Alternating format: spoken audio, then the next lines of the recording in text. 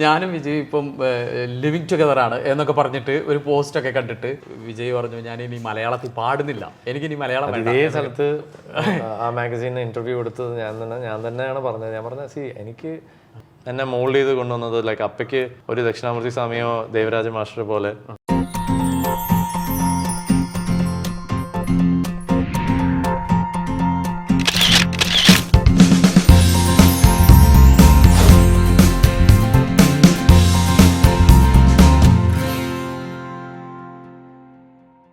Hi, welcome back to ജെമേ show. നമ്മുടെ ഏറ്റവും പുതിയ എപ്പിസോഡിൽ ഇന്ന് നമുക്കൊരു സെലിബ്രിറ്റി ഗസ്റ്റ് തന്നെയാണ്.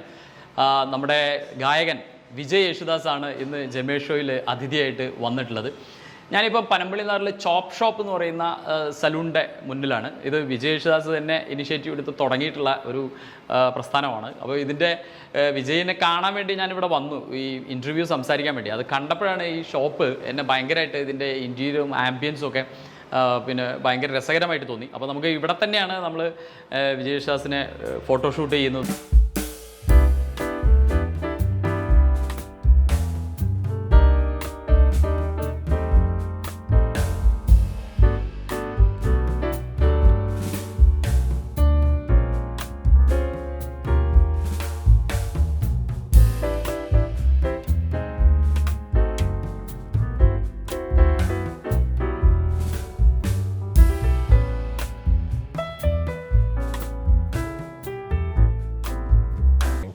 അങ്ങനെ എനിക്ക് തോന്നുന്നു കുറെ കാലങ്ങൾക്ക് ശേഷമാണ് നമ്മൾ ഇങ്ങനത്തെ ഒരു കണക്ഷനെക്കാട്ടിലും മുമ്പ് ഇതൊക്കെ നിങ്ങൾ തുടങ്ങുന്നതിന് മുമ്പേ നമുക്ക് ഫോട്ടോഗ്രാഫർ എന്നുള്ള രീതിയിൽ എനിക്ക് തോന്നുന്നു വിജയനെ ഞാൻ ഷൂട്ട് ചെയ്തിട്ടുള്ള എൻ്റെ ഒരു ഓർമ്മ എന്താണെന്നറിയും. അപ്പോൾ എൻ്റെ അടുത്ത് മാതൃഭൂമി ഓഫീസിൽ നിന്ന് പറഞ്ഞു വിജയ് യേശുദാസിനെ ഷൂട്ട് ചെയ്യണം, വിജയ് യേശുദാസിനെ ഷൂട്ട് ചെയ്യണം. അപ്പോൾ അവരൊരു നമ്പറും തന്നു. അപ്പം ഞാൻ ആകെ കൺഫ്യൂഷനാണ് വിളിക്കുന്നത്. യേശുദാസിൻ്റെ മകനാണ്, അപ്പോൾ എങ്ങനെയായിരിക്കും പെരുമാറുന്നതെന്ന് അറിയില്ല എന്നൊക്കെയുള്ള കൺഫ്യൂഷനിലാണ് ഞാൻ വിളിക്കുന്നത്. വിളിച്ചു കഴിഞ്ഞപ്പോൾ വിജയ് അതിനെന്താ നമുക്ക് ഷൂട്ട് ചെയ്യാലോ എന്ന് പറഞ്ഞു. അപ്പോൾ ഞാൻ പറഞ്ഞു ഞാൻ കലൂരുണ്ടെന്ന് പറഞ്ഞു. അപ്പോൾ ഞാൻ എൻ്റെ ഒരു 800 കാറിലാണ് വന്നത്. അപ്പോൾ വിജയ് അതിനകത്തോട്ട് കയറി ഇരുന്നിട്ട് എൻ്റെ കൂടെ എൻ്റെ ഫ്ലോറിലേക്ക് വരികയും അങ്ങനെ ഫോട്ടോ എടുക്കുകയും ചെയ്തു. അപ്പോൾ എനിക്കത് ഭയങ്കര സർപ്രൈസ് ആയിരുന്നു. വളരെ ഭയങ്കര റേഞ്ചിൽ നിൽക്കുന്ന ഒരാളുടെ മകൻ നമ്മളോട് വളരെ ഇതായിട്ട്, അത് ഞാൻ എപ്പോഴും ഓർക്കുന്ന, പലരോടും കമ്മ്യൂണിക്കേറ്റ് ചെയ്തിട്ടുള്ളൊരു കാര്യമാണ് അത്.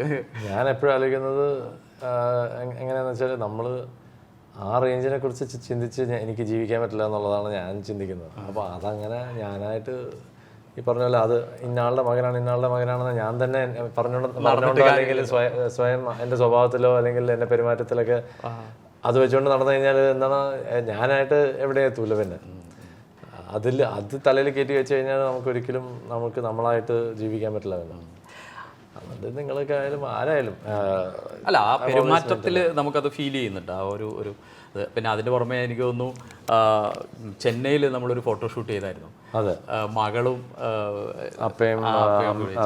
അത് അത് ആ ഫോട്ടോ എന്നെ സംബന്ധിച്ചിടത്തോളം ശരിക്കും പറഞ്ഞാൽ ഞാൻ ഭയങ്കരമായിട്ട് ഓർക്കുന്നൊരു സിറ്റുവേഷനാണ്. അപ്പോൾ ആ സമയത്ത് മോള് ഇങ്ങനെ ചെറിയ പ്രായമാണ്, റെസ്ലെസ് ആയിട്ട് കിടന്ന് ഓടുന്ന സമയം. അപ്പോൾ 3 ആളുടെങ്കിലും ഷൂട്ട് ചെയ്യാൻ വേണ്ടി ഞാനെല്ലാം പ്ലാൻ ചെയ്തിട്ട് നിങ്ങൾ 2 ആളെയും പൊസിഷനിൽ ഇരുത്തി മോളോടൊന്ന് വന്നിരുന്ന് ഒരു ടെസ്റ്റ് അടിക്കാമെന്ന് പറഞ്ഞ് ടെസ്റ്റ് അടിച്ചു. സാധാരണ ഞാൻ ടെസ്റ്റ് അടിച്ചാൽ ഞാൻ ഡിലീറ്റ് ചെയ്ത് കളയും. ഈ പടം ഞാൻ ഡിലീറ്റ് ചെയ്തില്ല. എന്നിട്ട് പിന്നെ ആക്ച്വൽ പടം എടുക്കാൻ വേണ്ടി ശ്രമിക്കുമ്പോൾ മോള് വരുന്നില്ല, മോള് കിടന്ന് ഓടുകയാണ്. അപ്പോൾ ആ പടം അന്ന് അങ്ങനെ വെച്ചതുകൊണ്ട് അത് ശരിക്കും സംഭവിച്ചൊരു ഫോട്ടോ ആണ്. അങ്ങനത്തെ സംഭവിക്കുന്ന ഫോട്ടോസാണ് കൂടുതൽ ബ്യൂട്ടിഫുൾ. അതായിരിക്കും അത് പെർഫെക്റ്റ് ലൈറ്റിംഗ്, പെർഫെക്റ്റ് ഇതായിരുന്നു. തീരെ പ്ലാൻഡും അല്ല, ടെസ്റ്റ് ഷോട്ട് ആയിരുന്നു. എന്നിട്ടും അത് കറക്റ്റ് ആയിരുന്നു. എനിവേ, ഇപ്പം ഈ ചോപ്പ് ഷോപ്പ് എന്ന് പറയുന്ന ഈ പുതിയ സംരംഭം, പിന്നെ ഞാനൊരു ഫോട്ടോഷൂട്ടിന് ചോദിച്ചപ്പോൾ എന്നോട് ഇങ്ങോട്ട് വരാനാണ് പറഞ്ഞത്. ഇത് കണ്ടപ്പോൾ തന്നെ ഞാൻ ഇത് തന്നെയാണ് എൻ്റെ ബാക്ക് ഡ്രോപ്പ് എന്നുള്ളത്.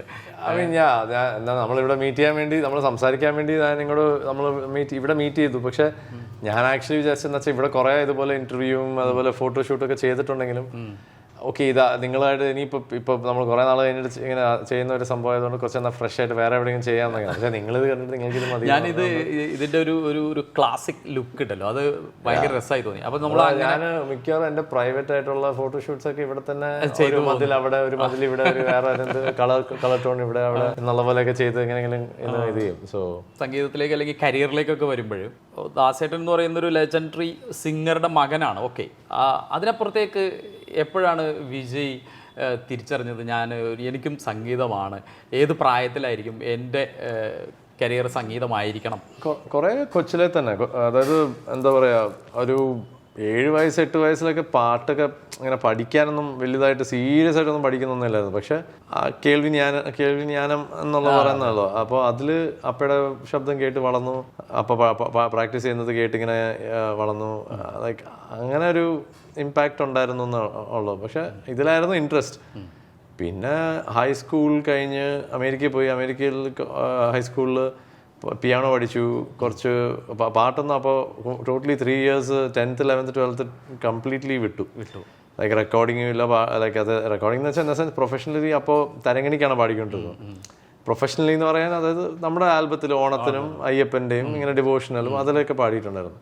ഞാൻ അപ്പോഴും ഒരു ചൈൽഡ് വോയിസ് ആണ്. പിന്നെ അത് കഴിഞ്ഞ് അമേരിക്ക പോയി കഴിഞ്ഞാൽ ഒരു 14 16 15 16 വയസ്സ് 17 കോളേജ് എത്തുന്നവരെ ഈ പിയാനോ പഠിച്ചു എന്നല്ലാണ്ട് വേറെ ഒന്നും മ്യൂസിക്കലി ഒന്നും ലൈക്ക് വോക്കൽ ട്രെയിനിങ് അങ്ങനെ ഒന്നും ഇല്ലായിരുന്നു.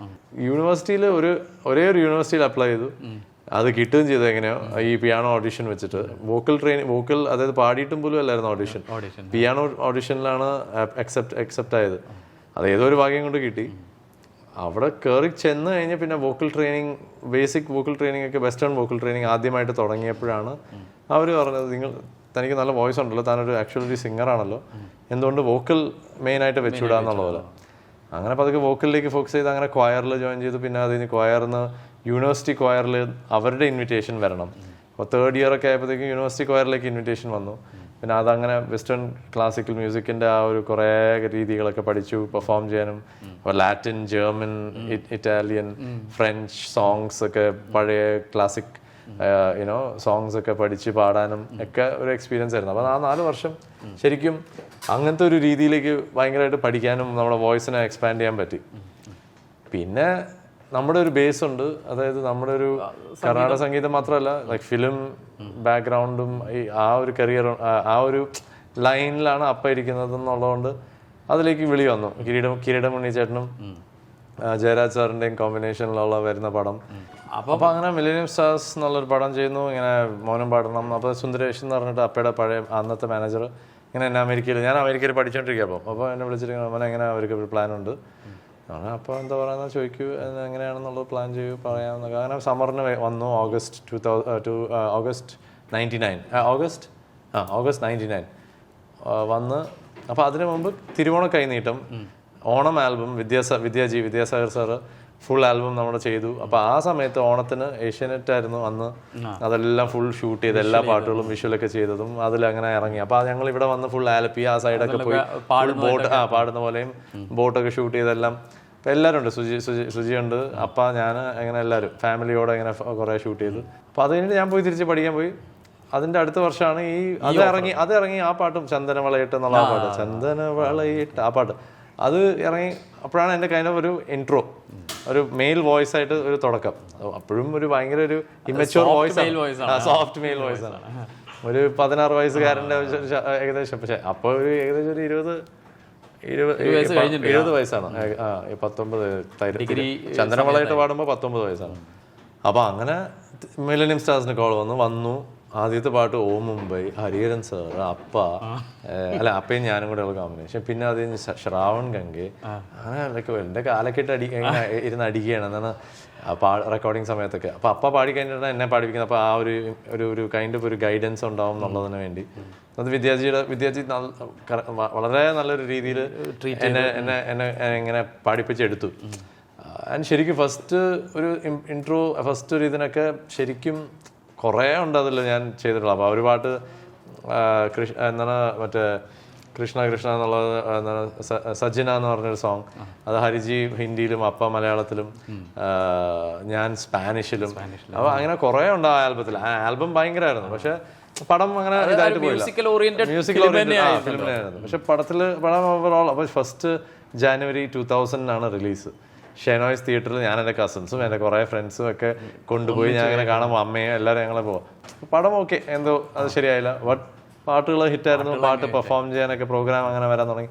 അപ്പോൾ ഞാൻ കോളേജിൽ നിന്ന് തിരിച്ച് നിന്ന് അപ്പോൾ പറഞ്ഞു, ഇത് 2000 എന്നുള്ളൊരു വളരെ സ്പെഷ്യൽ ഒരു വർഷമായതുകൊണ്ട് നീ ആദ്യമായിട്ട് ചെമ്പയിൽ പാടണമെന്നും അങ്ങനത്തെ കാര്യങ്ങൾ. അപ്പോൾ അങ്ങനെ ലീവ് ഓഫ് ആബ്സെൻസ് അവിടെ നിന്ന് കോളേജിൽ നിന്ന് ലീവ് ഓഫ് ആബ്സെൻസ് എടുത്ത് ഞാൻ ഇവിടെ നിന്ന് പാട്ട് കുറച്ച് ഗോവിന്ദകുട്ടി മാസ്റ്റർ എടുത്ത് അപ്പയുടെ ക്ലാസ്മേറ്റും ലൈക്ക് ബെസ്റ്റ് ഫ്രണ്ടാണ്. അപ്പം അവരൊരുമിച്ച് ഇവിടെ തൃപ്പൂണിത്തുറയൊക്കെ പാട്ട് പഠിച്ചവരാണ്. അപ്പോൾ ഗോവിന്ദകുട്ടി മാസ്റ്റർ ചെന്നൈ വന്ന് വീട്ടിൽ നിന്ന് ഇങ്ങനെ എന്നെ പാട്ട് പഠിപ്പിച്ച് കുറേ പ്രാക്ടീസൊക്കെ ചെയ്ത് അങ്ങനെ ചെമ്പയിലൊക്കെ പാടി. അതൊക്കെ കഴിഞ്ഞിട്ട് ഞാൻ ഒരു മെയ് ഒക്കെ ആയപ്പോഴത്തേക്ക് ഞാൻ തിരിച്ചു പോയി. June July college June July ഒക്കെ പോയി. എന്നിട്ട് സെപ്റ്റംബറിൽ കോളേജ് തുടങ്ങുന്ന മുമ്പ് പിന്നെയും ക്ലാസ്സിനൊക്കെ സൈനപ്പ് ചെയ്ത് കോളേജിലേക്ക് പിന്നെ ആ ഫൈനൽ ഇയർ ആണ്, ഫൈനൽ സെമസ്റ്റർ ആയിരുന്നു. അപ്പോൾ അങ്ങനെ അതൊക്കെ ചെയ്ത് തിരിച്ച് അപ്പോൾ എന്നിട്ട് ഞാൻ പോയി കോളേജിൽ പോയി സൈനപ്പ് ക്ലാസ്സിനൊക്കെ സൈനപ്പ് ചെയ്ത് സഡനായിട്ട് പിന്നെയും സുന്ദരേശൻ ഇങ്ങനെ ഇവിടെ വിളിച്ച് അങ്ങനെ രാജാ സാറിൻ്റെ കോള് വന്നിട്ടുണ്ട്, ഇങ്ങനെ അവർക്ക് പാട്ട് പാടിപ്പിക്കണം ഫ്രണ്ട്സ് എന്നുള്ള പടത്തിൽ അങ്ങനെ ഫ്രണ്ട്സ് തമിഴ് അതിൻ്റെ റീമേക്ക് നടക്കുന്ന സമയത്താണ്. അപ്പോൾ അങ്ങനെ വന്ന് പിന്നെയും വന്നു. പിന്നെ അതൊക്കെ പിന്നെയും കോളേജൊക്കെ വിട്ടിട്ട് പിന്നെയും വന്നു. പിന്നെ തിരിച്ചു പോയില്ല. തിരിച്ചു പോകേണ്ട ആവശ്യം വന്നില്ല അതിനെക്കാട്ടിലും പോയില്ല അത്ര തന്നെ. അത് ജസ്റ്റ് അങ്ങനെ തള്ളി പോയി. പിന്നെയും പോണോ വേണ്ടയോ എന്നുള്ള ഒരു ഇതിൽ. പിന്നെ ആ സമയത്ത് വന്നപ്പോൾ കുറേ തമിഴ് പാട്ടും കുറച്ച് മലയാളം പാട്ടൊക്കെ പാടി. അതിൻ്റെ അറ്റത്താണ് കൈൻഡ് ഓഫ് കേളി നിലാവ് ഒരു അതിൻ്റെ തുടക്കത്തിൽ ആക്ച്വലി 2000 ഈ പാട്ട് മറ്റേ മില്ലേനിയം സ്റ്റാർസ് ഇറങ്ങിയെങ്കിലും ആ ഒരു ഡിസംബറിൽ വന്ന സമയത്താണ് ബേണി ഇഗ്നേഷ്യസ് സാറിൻ്റെ ഇന്ദ്രിയം എന്ന് പറഞ്ഞ പടത്തിൽ ഒരു ഫസ്റ്റ് ഒരു സോളോ പാടുന്നത്. പിന്നെ അത് കഴിഞ്ഞിട്ട് ഔസേപ്പച്ചൻ സാറിൻ്റെ കേളി നിലാവ് ലൈഫ് ഇസ് ബ്യൂട്ടിഫുൾ, അത് 2000 സമയത്ത്. എനിക്ക് പേഴ്സണലി ഞാൻ ഏറ്റവും കൂടുതൽ ശ്രദ്ധിച്ച എനിക്ക് ഏറ്റവും ഇഷ്ടമുള്ള ഒരു പാട്ടായിരുന്നു അത്. ആ പാട്ടിന്റെ ഒരു ഓർമ്മ അതും വളരെ ഈ പറഞ്ഞ വളരെ മെച്ചൂർ ഒരു കേളി നിലാവ് ഒരു എൻ്റെ ഈ പ്രൊനൗൺസിയേഷനും അമേരിക്കയിൽ നിന്ന് ജസ്റ്റ് വന്നിട്ടുള്ളൂ ഫ്രഷ് ആയിട്ട്. അപ്പോൾ ഫുള്ളൊരു കുഴയാണ് മൊത്തം. അന്നൊക്കെ കുറേ കേട്ടു, കുറേ ആൾക്കാർ വിമർശിച്ചു, കുറേ ആൾക്കാർ ക്രിട്ടിസൈസ് ചെയ്തു. പക്ഷെ അത് over the time with experience അത് ബെറ്ററായി വന്നു. രവീന്ദ്രൻ സാറ് ഇടയ്ക്കെപ്പോഴോ ചെറുപ്പത്തിൽ എങ്ങോട്ടോ പാടുന്നതിനെ കുറിച്ച് പറഞ്ഞ സമയത്ത് ഇതിന്റെ സമയമാകുമ്പോൾ ഞാൻ അങ്ങോട്ട് വിളിക്കും എന്ന് പറഞ്ഞ പോലെ ഞാൻ എവിടെയോ വായിച്ചിട്ടുണ്ട്. എൻ്റെ അടുത്ത് എപ്പോഴും പറയും, നീ നിന്റെ അച്ഛൻ്റെ നീ കേൾക്കണം പാട്ട്, നീ അത് കേൾക്കുമ്പോൾ നിനക്കറിയാതെ അതിൻ്റെ എന്തൊക്കെയാണെന്നൊക്കെ ഭയങ്കര പറയുന്ന രീതിയുണ്ടപ്പോൾ, എടാ നിനക്കറിയാം നിൻ്റെ അച്ഛൻ ഞാനും പാട്ട് ഇങ്ങനെ പാടാൻ പോകുമ്പോൾ ഞങ്ങളിങ്ങനെ വെറുതെ റെക്കോർഡിംഗ് അല്ല ചെയ്യണം, ഞങ്ങളുടെ ഒരു ബന്ധമാണത് എന്ന് പറഞ്ഞാൽ ഭയങ്കര രസമാണത്. അപ്പോൾ രവീന്ദ്ര മാഷിൻ്റെയും ഒരത്തിങ് 2002 2003 അതോ കുറച്ച് ആ ഒരു ആ സമയത്താണെന്ന് തോന്നുന്നു ഇതേപോലെ ഒരു ആൽബം, ഓണം ആൽബം ഋതുഗീതങ്ങൾ എന്ന് അങ്ങനെ എന്തോ ഒരു അത് ഋതുഗീതങ്ങളാണെന്ന് തോന്നുന്നു. അപ്പോൾ അതിൻ്റെ ട്രാക്കും അതിൻ്റെ കമ്പോസിങ് ടൈമിലൊക്കെ ഞാൻ കൂടെ പോയിരുന്ന അങ്ങനെ ഒരു എക്സ്പീരിയൻസ് ഉണ്ടായിരുന്നു എനിക്ക്. അതേപോലെ തന്നെ ഐ തിങ്ക് നദി എന്നുള്ളൊരു വേറൊരു ആൽബം ദക്ഷിണാമൂർത്തി സ്വാമി, അത് കുറച്ചുകൂടെ വർഷങ്ങൾ കഴിഞ്ഞിട്ടാണ്, ഐ തിങ്ക് 2010 അങ്ങോട്ട്. അതിലും ഇതുപോലെ തരങ്ങിണിക്ക് വേണ്ടി ഫുൾ ആൽബം ദക്ഷിണാമൂർത്തി സ്വാമി ചെയ്തത് പഴയ രീതിയിലാണ്, ഫുൾ നോട്ട്സ് കൊടുത്ത് ഓർക്കസ്ട്രേഷൻ എല്ലാം ഒരുമിച്ച് റെക്കോർഡ് ചെയ്ത്. പക്ഷെ അന്നത്തെ എൻജിനീയേഴ്സും അന്നത്തെ റെക്കോർഡിങ് ക്വാളിറ്റി മേ ബി ഇന്നത്തെ അത്രയും നല്ലതായിരിക്കും. അവരുടെയൊക്കെ knowledge of how to ambience റെക്കോർഡും ഇത്രയും മ്യൂസിഷ്യൻസിനൊക്കെ ഒറ്റ സ്ഥലത്ത് നിർത്തി ഒരു മൈക്ക് വെച്ച് എങ്ങനെ അവരെ അങ്ങനത്തെ എൻജിനീയേഴ്സൊക്കെ എക്സ്പേർട്സ് ആയിരുന്നു ആ കാര്യത്തിൽ. അത് കഴിഞ്ഞ് ഇതൊരു വേറൊരു സ്റ്റുഡിയോ ആയിരുന്നു, ഹാരിസ് ജയരാജ് സാറിൻ്റെ ഏതൊരു സ്റ്റുഡിയോ ആയിരുന്നു അത്. അപ്പോൾ ആ എഞ്ചിനീയറിന് അത് കറക്റ്റായിട്ട് എങ്ങനെ ഇപ്പോൾ സൗണ്ട് ലീക്ക് വരുന്നു, ഒരു ഇൻസ്ട്രുമെന്റിന്റെ മറ്റൊരു ഇൻസ്ട്രുമെന്റിന്റെ ഇപ്പുറത്ത് വരുന്നു. അപ്പോൾ അത് ഇത് കുറേ മൈക്ക് വയ്ക്കുന്നതുകൊണ്ടാണത്. ഈ ആംബിയൻസ് റെക്കോർഡിങ് ചെയ്യുമ്പോഴത്തേക്ക് അത് ഒറ്റ ട്രാക്ക്, പക്ഷെ പിന്നെ അത് ഇൻഡിവിജ്വലി റെക്കോർഡ് ചെയ്യേണ്ടി വന്നു. പക്ഷെ പുള്ളിയുടെ ഒരു ചെയ്യുന്ന രീതിക്ക് വേണ്ടി അങ്ങനെ റെക്കോർഡ് ചെയ്തു. ഞാൻ കൂടെ നിന്ന് പാടുക, അപ്പുറത്ത് വേറൊരു ബൂത്തിൽ ഞാൻ പാടുന്നുണ്ടായിരുന്നു. അപ്പോൾ അതൊരു എക്സ്പീരിയൻസ് ആണ് നമുക്ക്. അതെ, അപ്പോൾ അതൊക്കെ അങ്ങനത്തെ കുറച്ച് എക്സ്പീരിയൻസ് ഒക്കെ ഇത് ചെയ്ത് നമ്മളെ പതുക്കെ അത് ബെറ്റർ ആക്കിക്കൊണ്ടിരുന്നു. പിന്നെ ഐ തിങ്ക് വൺ പേഴ്സൺ ശരിക്കും എന്നെ മോൾഡ് ചെയ്ത് കൊണ്ടുവന്നത് ലൈക്ക് അപ്പയ്ക്ക് ഒരു ദക്ഷിണാമൂർത്തി സ്വാമിയോ ദേവരാജ മാസ്റ്റർ പോലെ എന്നെ ശരിക്കും കോലക്കുഴൽ തൊട്ട് എന്നെ ശരിക്കും ഒന്ന് മോൾഡാക്കി, എന്നെ ശരിക്കും ഒന്ന് മറ്റ് മ്യൂസിക് ഡയറക്ടേഴ്സിലേക്ക് എത്തുന്നതിന് മുമ്പ് മോൾഡാക്കി കൊണ്ടുവന്ന ഒരാളെ എം ജെ ചന്ദ്രൻ ചേട്ടനാണ്. അപ്പോൾ എനിക്ക് അങ്ങനെ ഒരു ലക്ക്, എനിക്ക് മാത്രമല്ല ഐ തിങ്ക് എല്ലാ സിംഗേഴ്സിനും അങ്ങനെ ഉണ്ടാവും. ഒരു വിധുവിനോ അല്ലെങ്കിൽ മേ ബി ജോസ്നയ്ക്കോ മോഹൻ സിത്താര ചേട്ടൻ എന്ന് പറയുന്ന പോലെ എനിക്ക് MJC ആയിരുന്നു, എനിക്ക് ശ്വേതക്കൊക്കെ MJC ആയിരുന്നു. ഇടയ്ക്ക് ഞങ്ങൾ കുറേ പാട്ടിൽ പുള്ളിക്കാരന് പാടി. അങ്ങനെ പുള്ളിയുടെ ഒരു മോൾഡിങ്, അവിടെ ഒരു പ്രൊനൗൺസിയേഷനിലുള്ള ഫോക്കസും അതിലെല്ലാം ഡീറ്റെയിലേക്കുള്ള ഫൈൻ ട്യൂണിങ്ങുള്ള ആ ഒരു ഫോക്കസൊക്കെ നമ്മളെ സ്പ്രെഡ് ചെയ്ത് നമ്മളെ അതിലേക്ക് വലിച്ചു കയറ്റുന്നു. അപ്പൊ അതുപോലെ ഒരാള് നമ്മളെ മോൾഡ് ചെയ്യാൻ വരുന്നത് എപ്പോഴും അതും ഒരു ഡെസ്റ്റിനിയാണ്. ലൈക്ക് ഇന്ന ആള് നമുക്ക് ഉണ്ടാവും എന്നുള്ളത് നമ്മൾക്ക് ഒരിക്കലും ഇത് പ്രെഡിക്റ്റ് ചെയ്യാനും പറ്റില്ല. നമ്മൾ പോയി ചാൻസിന് വേണ്ടി പോയി നിന്നാലും അത് ചിലപ്പോൾ കിട്ടില്ല. എനിക്കൊക്കെ പോയി അങ്ങനെ നിൽക്കാനും പോലും പറ്റാത്ത ഒരു അവസ്ഥയാണ്. ഫ്രം ബിഗിനിങ് ടു ഇപ്പൊ സിനിമയിലേക്ക് കയറി അവിടെയും എനിക്ക് പോയി സാർ ഒരു ചാൻസ് തരാന്ന് പറയുന്നത് അവർക്ക് തന്നെ ഒരു വല്ലായ്മയാണ്. അപ്പൊ അവരെ അങ്ങനത്തെ ഒരു സിറ്റുവേഷനിൽ ഇടാനും ബുദ്ധിമുട്ടാണ്. നമ്മളും പോയി ചോദിക്കാൻ എനിക്ക് ബുദ്ധിമുട്ടുണ്ടായിട്ടല്ല, പക്ഷെ ഞാൻ ചോദിക്കും, സംസാരിക്കും. കാഷ്വലായിട്ട് നമ്മളിപ്പോൾ സംസാരിക്കുമ്പോഴത്തേക്കും പറയും അത് ഇങ്ങനത്തെ ഒരു സാധനം വർക്കൗട്ട് ചെയ്യാൻ നല്ല രസമായിരിക്കും, അല്ലെങ്കിൽ ഇങ്ങനത്തെ ഒരു ഇത് അവരിങ്ങോട്ട് പറയുമായിരിക്കും ചിലപ്പോൾ ഒരു സാധനം ഉണ്ട് പറയാം എന്നൊക്കെ. അപ്പോൾ ഓക്കെ, അത് നടക്കുന്നതാണെങ്കിൽ നടക്കട്ടെ. ഇപ്പം ഒരുപാട് പാട്ടുകൾ പാടി അവിടെ നിന്നുകൊണ്ട് നമ്മൾ തിരിച്ചു നോക്കുമ്പോൾ ഈ പാട്ടുകാരനാവാൻ ആഗ്രഹിക്കുന്ന ഒരുപാട് മനുഷ്യന്മാരുണ്ട്. വിജയ്ക്ക് ശരിക്കും ആ എൻട്രി ശരിക്കും വളരെ സ്മൂത്തായിട്ടായിരുന്നോ അതോ അതിനകത്ത് എന്തെങ്കിലും ബുദ്ധിമുട്ടുകൾ ഫീൽ ചെയ്തിരുന്നോ? ഐ തിങ്ക് ഈ പറഞ്ഞ പോലെ ഇപ്പം ഒരു വളരെ എന്താ പറയുക വളരെ സെൻസിറ്റീവ് ഒരു ടോപ്പിക് അല്ലെങ്കിൽ വേർഡാണ് നെപ്പോട്ടിസം. അപ്പോൾ ഈ അങ്ങനത്തെ ഒരു ഇതിൽ അത് തീർച്ചയായിട്ടും ഉണ്ട്. പക്ഷേ എന്നാലും ഇപ്പോൾ ഞാൻ യേശുദാസിൻ്റെ മകനാണെങ്കിലും അമിതാഭ് ബച്ചൻ്റെ മകനാണെങ്കിലും രജനീകാന്തിൻ്റെ മോളാണെങ്കിലും രജനീകാന്തിൻ്റെ മരുമകൻ ധനുഷാണെങ്കിലും പോലും അതിൻ്റെതായ ഒരു എന്താ പറയുക ഇൻഫ്ലുവൻസ്, ഒരു ഓട്ടോമാറ്റിക്കായിട്ടൊരു ഇൻഫ്ലുവൻസ് ഉണ്ടാവും. അത് ആരെയും വിളിച്ചിട്ട് ഇതുവരെ വരുന്നതല്ല, പറഞ്ഞിട്ടുണ്ട് വരുന്നതല്ല. അത് പുള്ളിയുടെ മകനാണല്ലോ, നമുക്കൊന്ന് ട്രൈ നോക്കാം. ആ ഒരു ഈസി ആക്സസ് ഉണ്ട്. ഓഫ് കോഴ്സ് അത് എല്ലാവർക്കും ഉണ്ട്. എല്ലാ സ്റ്റാർ ചിൽഡ്രനും എല്ലാ എന്താ പറയുക അങ്ങനത്തെ സെലിബ്രിറ്റി ഒരു അതിപ്പോൾ സോഷ്യൽ മീഡിയയിലായാലും അങ്ങനെ ഉണ്ടാവും.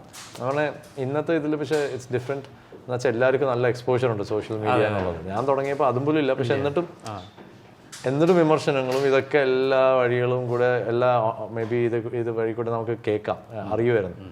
അത് കഴിഞ്ഞ് പക്ഷേ അങ്ങനത്തെ വിമർശനം വരുമ്പോൾ പിന്നെ തെളിയിക്കേണ്ടത് എൻ്റെ അപ്പൻ്റെ ഫോൺ കോൾ കൊണ്ടോ അല്ലെങ്കിൽ പുള്ളിയുടെ പേര് കൊണ്ട് പറ്റൂല. അല്ല അത് പുള്ളി ശ്രമിച്ചാലും പിന്നെയും ചിലപ്പോൾ ഒരു ചാൻസ് കിട്ടാം. അത്രേ ഉള്ളൂ. അവിടെയും ഞാൻ തെളിയിച്ചില്ലെങ്കിൽ പക്ഷെ പിന്നെ വിളി വരില്ല. അപ്പൊ അത് നെപ്പോട്ടിസം ഉണ്ട്. അത് യൂസ് ചെയ്തില്ലെങ്കിൽ പിന്നെ അവര് അപ്പനും അമ്മയും പറഞ്ഞിട്ട് എന്നിട്ടും. പക്ഷെ ഞാൻ പറഞ്ഞ ഇപ്പൊ എൻ്റെ അച്ഛൻ എൻ്റെ അപ്പ വിളിച്ചിട്ടില്ല എന്നാണ് എൻ്റെ അറിവിൽ. വിളിച്ചിട്ടില്ല എന്നാണ് ഉറപ്പായിട്ട്. എന്താ കാരണം എന്ന് വെച്ചാൽ എടുത്തു പറയും പുള്ളി. എൻ്റെ അപ്പൻ ഒരു ലെറ്ററിൽ കൊടുത്തു വിട്ടു എന്നാണ്, ദേവരാം മാസ്റ്റർ എടുത്തോ അല്ലെങ്കിൽ ആരെടുത്തോ കൊടുത്തു വിട്ടു. ഇങ്ങനെ ഇവൻ പാടും, നിങ്ങൾക്ക് കഴിവുണ്ടെന്ന് തോന്നുകയാണെങ്കിൽ യൂസ് ചെയ്യാമെങ്കിൽ എന്നുള്ളത്. അങ്ങനെ ഒരു റെക്കമെൻഡേഷൻ ലെറ്ററും പോലും എനിക്ക് കിട്ടിയിട്ടില്ല. അപ്പോൾ മേ ബി ഒരു ഫോൺ കോൾ മേ ബി ആരെങ്കിലും പോയി കാണുമായിരിക്കോ, അല്ലെങ്കിൽ ഇവരാരെങ്കിലും വിളിച്ചപ്പം ശരി ഓക്കെ എന്നാ പറഞ്ഞാണെന്നല്ലാണ്ട് അങ്ങനെ ഒരു ഇതില്ല. അപ്പോൾ I had to in my own time. അത് മലയാളത്തിൽ ഒരു 7 വർഷം എടുത്തു ഒരു കോലക്കുഴൽ കിട്ടാൻ. തമിഴിലൊരു 3 വർഷത്തിലൊരു കാതൽ കൊണ്ടേനും ഒരു അരസ് ഒരു ജയം ഒക്കെ കിട്ടി. സോ അതിൻ്റെതായ ടൈമിൽ അപ്പോൾ ആ പേഷ്യൻസ് എനിക്ക് കുറച്ച് പിടിച്ചു നിന്ന് ഒരു വേറെ കഷ്ടങ്ങളൊന്നും ഇല്ലായിരുന്നു എന്നുള്ളതാണ് എനിക്ക് കിട്ടിയൊരു വലിയൊരു ഭാഗ്യം.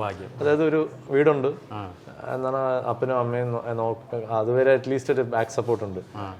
അപ്പോൾ ഈ മറ്റേ സ്ട്രഗിൾ വേറൊരു സ്ഥലം എടുത്ത് റെന്റ് പേ ചെയ്യണമെന്നോ അല്ലെങ്കിൽ ബില്ല് പേ ചെയ്യണമെന്നോ ഇങ്ങനത്തെ. പക്ഷെ കുറച്ച് ഒരു 2 വർഷം കഴിഞ്ഞപ്പോഴത്തേക്കും അന്ന് ഞാൻ സഡനായിട്ട് എൻ്റെ വൈഫിനെ മീറ്റ് ചെയ്യാൻ ഉള്ള ഒരു സാഹചര്യം വന്നപ്പോഴത്തേക്കും അപ്പയ്ക്കൊരു ഗിഫ്റ്റായിട്ട് എയർടെലോ ഏതോ ഒരു കമ്പനി ഫോൺ കൊടുത്തു ഗിഫ്റ്റായിട്ട്. അപ്പോൾ എനിക്കിത് വേണ്ട, നീ വെച്ചോ എന്ന് പറഞ്ഞാൽ എനിക്ക് തന്നു. ഞാനപ്പോൾ അടിച്ചു വിടണം SMS-ഉം കോളും ഒക്കെ. നമ്മളറിയുന്നില്ല, ആദ്യമായിട്ടാണ് കിട്ടുന്നത് ഇങ്ങനെ ഒരു ഫോൺ. ആദ്യമായിട്ട് SMS അയക്കുന്നതൊക്കെ അങ്ങനെ ആ സമയത്താണ് 2002 കണ്ടത്, 2001 കണ്ടത്, 2002. അപ്പോൾ നമ്മൾ വിചാരിക്കുന്നു ഓക്കെ ഇത്. പക്ഷെ ബില്ല് ഒരു 40,000 വന്നപ്പോഴത്തേക്കും ഇനി നീ ബില്ല് കൊടുക്കാൻ തുടങ്ങിക്കോ എന്ന് പറഞ്ഞു. അപ്പോഴാണ് ഒരു റെസ്പോൺസിബിലിറ്റി തുടങ്ങിയത്. ലൈക്ക് അപ്പോൾ അതുപോലെ അതുപോലെ കുറേ കാര്യങ്ങൾ ഇവൻച്വലി നമ്മുടെ പേരൻസിൻ്റെ നമ്മുടെ ഒരു രീതിയുണ്ട്, ഇന്ത്യൻ ഒരു വേ ഓഫ് ഇത്, നീ അതൊന്നും അതിൽ ചിലവാക്കണ്ട, ഇതിൽ ചിലവാക്കണ്ട, ഇതിൽ ഇൻവെസ്റ്റ് ചെയ്യണം, ഞങ്ങൾ ഉണ്ടാക്കി വെക്കുന്നുണ്ട്, ഇങ്ങനത്തെ ചിന്തയൊക്കെ. അപ്പം അതിനൊക്കെ കുറച്ച് മാറ്റി ചിന്തിക്കാൻ പറ്റുന്നതന്നെ ഇപ്പോഴാണ്, നമ്മൾക്ക് സ്വന്തം പിള്ളേരുള്ളപ്പോഴും ഒക്കെയാണ്. ഈ പാട്ട് ഇങ്ങനെ സജീവമായി നിൽക്കുന്ന സമയത്താണ് പെട്ടെന്നൊരു ചേഞ്ച് പോലെ അഭിനയം ചില ശ്രമങ്ങൾ ഉണ്ടായത്. അതിനിടയ്ക്ക് ഇപ്പോൾ 2-3 പടം കഴിഞ്ഞു, ഇപ്പം ഇനി 1-2 കൂടെ വരാനുണ്ടെന്നാണ് എൻ്റെ ഒരു അറിവ്. ഏതൊക്കെയാണ് പുതിയ പടം? ക്ലാസ് ബൈ എ സോൾജർ എന്നാണ് അതിൻ്റെ ഇത്. അത് അനിൽ രാജ് എന്ന് പറഞ്ഞിട്ട് നമ്മുടെ കങ്കാറു അതിൻ്റെയൊക്കെ ഡയറക്ടർ, അനിൽ രാജിൻ്റെ മോള് 16 വയസ്സായി, ഇപ്പോൾ +2 പഠിക്കുക. മോളുടെയാണ് സ്റ്റോറിയും ഡയറക്ഷനും ഒക്കെ. അനിൽ ആണ് സ്ക്രീൻ പ്ലേയും കാര്യങ്ങളൊക്കെ അനിലാണ് ചെയ്തിരിക്കുന്നത്. അപ്പോൾ അതൊരു ചെറിയൊരു പടം, ഒരു സോൾജർ നാട്ടിൽ വരുന്നതും പുള്ളി പഠിച്ച സ്കൂളിൽ നടക്കുന്ന ഒരു കഥ. സ്കൂളിലേക്ക് പുള്ളി എപ്പോഴും എല്ലാ ഇൻഡിപെൻഡൻസ് ഡേന് പുള്ളി സ്കൂളിലേക്ക് ലീവ് എടുത്ത് വന്ന് പാർട്ടിസിപ്പേറ്റ് ചെയ്യും, അവിടുത്തെ കാര്യങ്ങൾക്കൊക്കെ അവരെ ഹെൽപ്പ് ചെയ്യും, അവരെ ഇത് ചെയ്യും. അപ്പോൾ അതിൽ നടക്കുന്ന ഒരു കഥയാണ്. ആ കുട്ടികളുമായിട്ട് മറ്റേ NCCP കാഡറ്റ്സുമായിട്ടുള്ള ഒരു ഇതും ഒക്കെ സംഭവിക്കുന്ന ഒരു ഇതാണ് കഥ. സോ അത് സിമ്പിൾ ഒരു സ്റ്റോറി. അത് നന്നായിട്ട് വന്നിട്ടുണ്ട്. ഇപ്പോൾ ഡബിങ് കഴിഞ്ഞു, എൻ്റെ ഡബിങ് കഴിഞ്ഞു. അപ്പോൾ അതിങ്ങനെ പോയിക്കൊണ്ടിരിക്കുന്നു. അത് ഹോപ്പ്ഫുള്ളി ഈ വർഷം എപ്പോഴെങ്കിലും എനിക്കും ആക്ട് ചെയ്യാൻ പറ്റും. അത് മാറിയാണ് അതിൻ്റെ തുടക്കം. അത് ഞാൻ ഈ 20 വയസ്സ് ആ സമയത്തൊക്കെ വെങ്കട് പ്രഭു, ചരൺ ഇവരൊക്കെ അഭിനയിക്കാൻ തുടങ്ങിയ ആ ഒരു സമയമാണ്. പ്രേംജി ഇവരൊക്കെ അഭിനയിക്കാൻ തുടങ്ങി, യുഗേന്ദ്രൻ എല്ലാവരും അഭിനയിച്ചുകൊണ്ടിരിക്കുകയാണ്. എന്നുവെച്ചാൽ എല്ലാവർക്കും സ്റ്റാർസ് ആണോ, എല്ലാവരും ട്രൈ ചെയ്തുകൊണ്ടിരിക്കുകയാണ്. അവർ പാട്ടും പാടുന്നുണ്ട്, ഞങ്ങളെല്ലാവരും പ്രോഗ്രാംസിനും പോകുന്നുണ്ട്. എല്ലാവരും അപ്പന്മാർ മ്യൂസിക് ഡയറക്ടേഴ്സും സിംഗേഴ്സും ഒക്കെയാണ്. അപ്പം ഞങ്ങൾ പ്രോഗ്രാംസിനും പോകുന്നുണ്ട്, ഞങ്ങൾ എൻജോയ് ചെയ്യുന്നുണ്ട്. പക്ഷേ അതേ സമയത്ത് ഇങ്ങനെ അവർ അഭിനയിക്കുക. അപ്പോൾ എന്നെയും വിളിച്ചു ഫാസിൽ സാർ. അതുപോലെ ഐ തിങ്ക് വിജയ് സാറിൻ്റെ ഏതോ ഒരു പടത്തിൻ്റെ കണ്ണുക്കുൾ നിലവോ അങ്ങനെ ഏതോ ഒരു പടത്തിൻ്റെ ഇതൊക്കെ കഴിഞ്ഞിട്ട് നമുക്കൊന്ന് അഭിനയിച്ചാലോന്നൊക്കെ പറഞ്ഞാൽ എന്നോട്. അപ്പോൾ നീ മിണ്ടാണ്ടിരിക്കുന്ന പറഞ്ഞാൽ അപ്പ കംപ്ലീറ്റ്ലി കട്ട് ചെയ്തു. ഫാസിൽ സാറിൻ്റെ അടുത്ത് പറഞ്ഞു അത് വെറുതെ അതിലേക്കൊന്നും വലിച്ചു കയറ്റണ്ടെന്നൊക്കെ പറഞ്ഞാൽ അങ്ങനെ കട്ട് ചെയ്തത്. അപ്പോഴും എൻ്റെ അടുത്ത് അപ്പ പറഞ്ഞൊരു കാര്യം, നീ ഒരു കാര്യത്തിൽ ഷുവറായിട്ടും അല്ലെങ്കിൽ എസ്റ്റാബ്ലിഷ് ആയി കഴിഞ്ഞിട്ട് നീ എന്ത് വേണമെങ്കിലും ചെയ്തു. എന്ത് വേണമെങ്കിലും ചെയ്തോന്ന് പറഞ്ഞില്ല. അവർക്ക് ഇപ്പോഴും വലിയ താല്പര്യമുള്ള കാര്യമല്ല. പക്ഷേ അത് ആക്ടിങ് എന്നുള്ളതിനെക്കാട്ടും ഇതിൽ നിന്ന് ഡിസ്ട്രാക്ട് ആയി പോകുന്നുള്ള പേടിയിൽ ആണ്. അല്ലാണ്ട് അതിനെ റെസ്പെക്ട് ഇല്ലാത്തതുകൊണ്ടോ അല്ലെങ്കിൽ അതിനെ അപ്രീഷിയേറ്റ് ചെയ്യുന്ന അവർ ഈ സിനിമ കണ്ട് എപ്പോഴും ഇരിക്കുന്ന ആൾക്കാരാണ്. എല്ലാ സിനിമകളായാലും ജഗദീഷ് സാറിൻ്റെയും ലാലേട്ടൻ്റെയും ആ കോമഡികളും ഒക്കെ കണ്ട് രസിക്കുന്ന ആൾക്കാരാണ്. അപ്പോൾ ഞങ്ങൾ ഒരുമിച്ചിരുന്ന എത്രയോ സിനിമകൾ കാണും. പക്ഷേ ഇതിലേക്ക് പോകുമ്പോഴത്തേക്ക് ഇതിൽ നിന്നുള്ള ഡിസ്ട്രാക്ഷനും അതിൻ്റെ ഉള്ള സ്ട്രെയിൻ, ഒരു ആക്ടറിന് ഒരു ഷൂട്ടിംഗ് സമയത്തുള്ള സ്ട്രെയിനും കാര്യങ്ങളൊക്കെ നമ്മുടെ ശബ്ദത്തിന് എഫക്റ്റ് ചെയ്യും, ഇങ്ങനത്തെ ചിന്തയിലാണ് അവരത് പറയുന്നത്. അപ്പോൾ ഞാൻ ആക്ച്വലി ആ സമയത്ത് കേട്ടു. ഞാൻ പറഞ്ഞു ഓക്കെ, വിട്ടു. ആ ഒരു ആഗ്രഹവും മനസ്സിൽ നിന്ന് വിട്ടു. എന്താണ് ആ സമയത്ത് വന്ന ഓഫറും ആ സമയത്ത് വന്ന ഇത് മേ ബി അത്രയും ഒരു വലിയൊരു എനിക്ക് അതിനുള്ള കഴിവുണ്ടോ ഇല്ലയോ എന്നും പോലും എനിക്ക് അറിഞ്ഞൂടാ. ചിന്തിക്കാനുള്ള ഒരു നോളജും പോലും ഇല്ല, മെച്യൂരിറ്റിയും പോലും ഇല്ല. പക്ഷേ ഞാനപ്പോൾ ഫോക്കസ് ചെയ്തു, ഇതിൽ കുറച്ചുകൂടി ഫോക്കസ് ചെയ്ത് ഇതിൽ തന്നെ ഇത് ചെയ്തുകൊണ്ടിരുന്നു.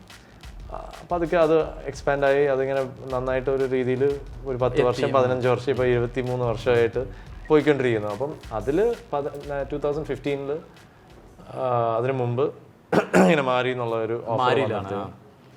ഞാൻ സ്പെയിനിൽ അപ്പയും അമ്മയും ഞങ്ങളൊരു ട്രിപ്പിന് ഒരു പോയപ്പോഴത്തേക്ക് സ്പെയിനിൽ ഇങ്ങനെ ഇരിക്കുക ഒരു കോഫി ഷോപ്പിൽ. അപ്പോഴാണ് ധനുഷിൻ്റെ കോൾ വരുന്നത്. അത് പറഞ്ഞു എൻ്റെ ഡയറക്ടറിന് നിന്നോട് സംസാരിക്കണം. അപ്പോൾ ഞങ്ങൾ വളരെ ക്ലോസ് ഫ്രണ്ട്സ് അപ്പോഴത്തേക്കും. അപ്പോൾ ധനുഷിൻ്റെ ഫ്രണ്ട്ഷിപ്പിലാണ് എനിക്കത് കിട്ടിയെന്നായിരിക്കും കുറേ പേര് പറയുന്നത്. പക്ഷേ ആക്ച്വലി അതൊരു മേ ബി ഒരു ഇതുണ്ടാവാതിരിക്കാൻ. പക്ഷേ എൻ്റെ അടുത്ത് ധനുഷ് വിളിച്ച് പറഞ്ഞ കാര്യം എന്ന് വെച്ചാൽ എൻ്റെ ഡയറക്ടർ നിന്ന് സംസാരിക്കണം, താൻ അതിൽ വില്ലനായിട്ട് അഭിനയിച്ചാൽ ഓക്കെ ആയിരിക്കും. ഞാൻ പറഞ്ഞേ അപ്പോൾ എന്ത് ചെയ്യുന്നത് വെച്ചാൽ വോയിസ് ലൈക്ക് എന്താ പറയുക ഡയലോഗ് പ്രസൻറ്റേഷനും അതുപോലെ തന്നെ ലുക്ക് ടെസ്റ്റ് ചെയ്തു. ഇപ്പോൾ യൂണിഫോം ഇട്ടിട്ട് ജീപ്പിൽ ഇങ്ങനെ ഡയലോഗ് 2-3 ഡയലോഗ്സ് അയച്ചു തന്നു.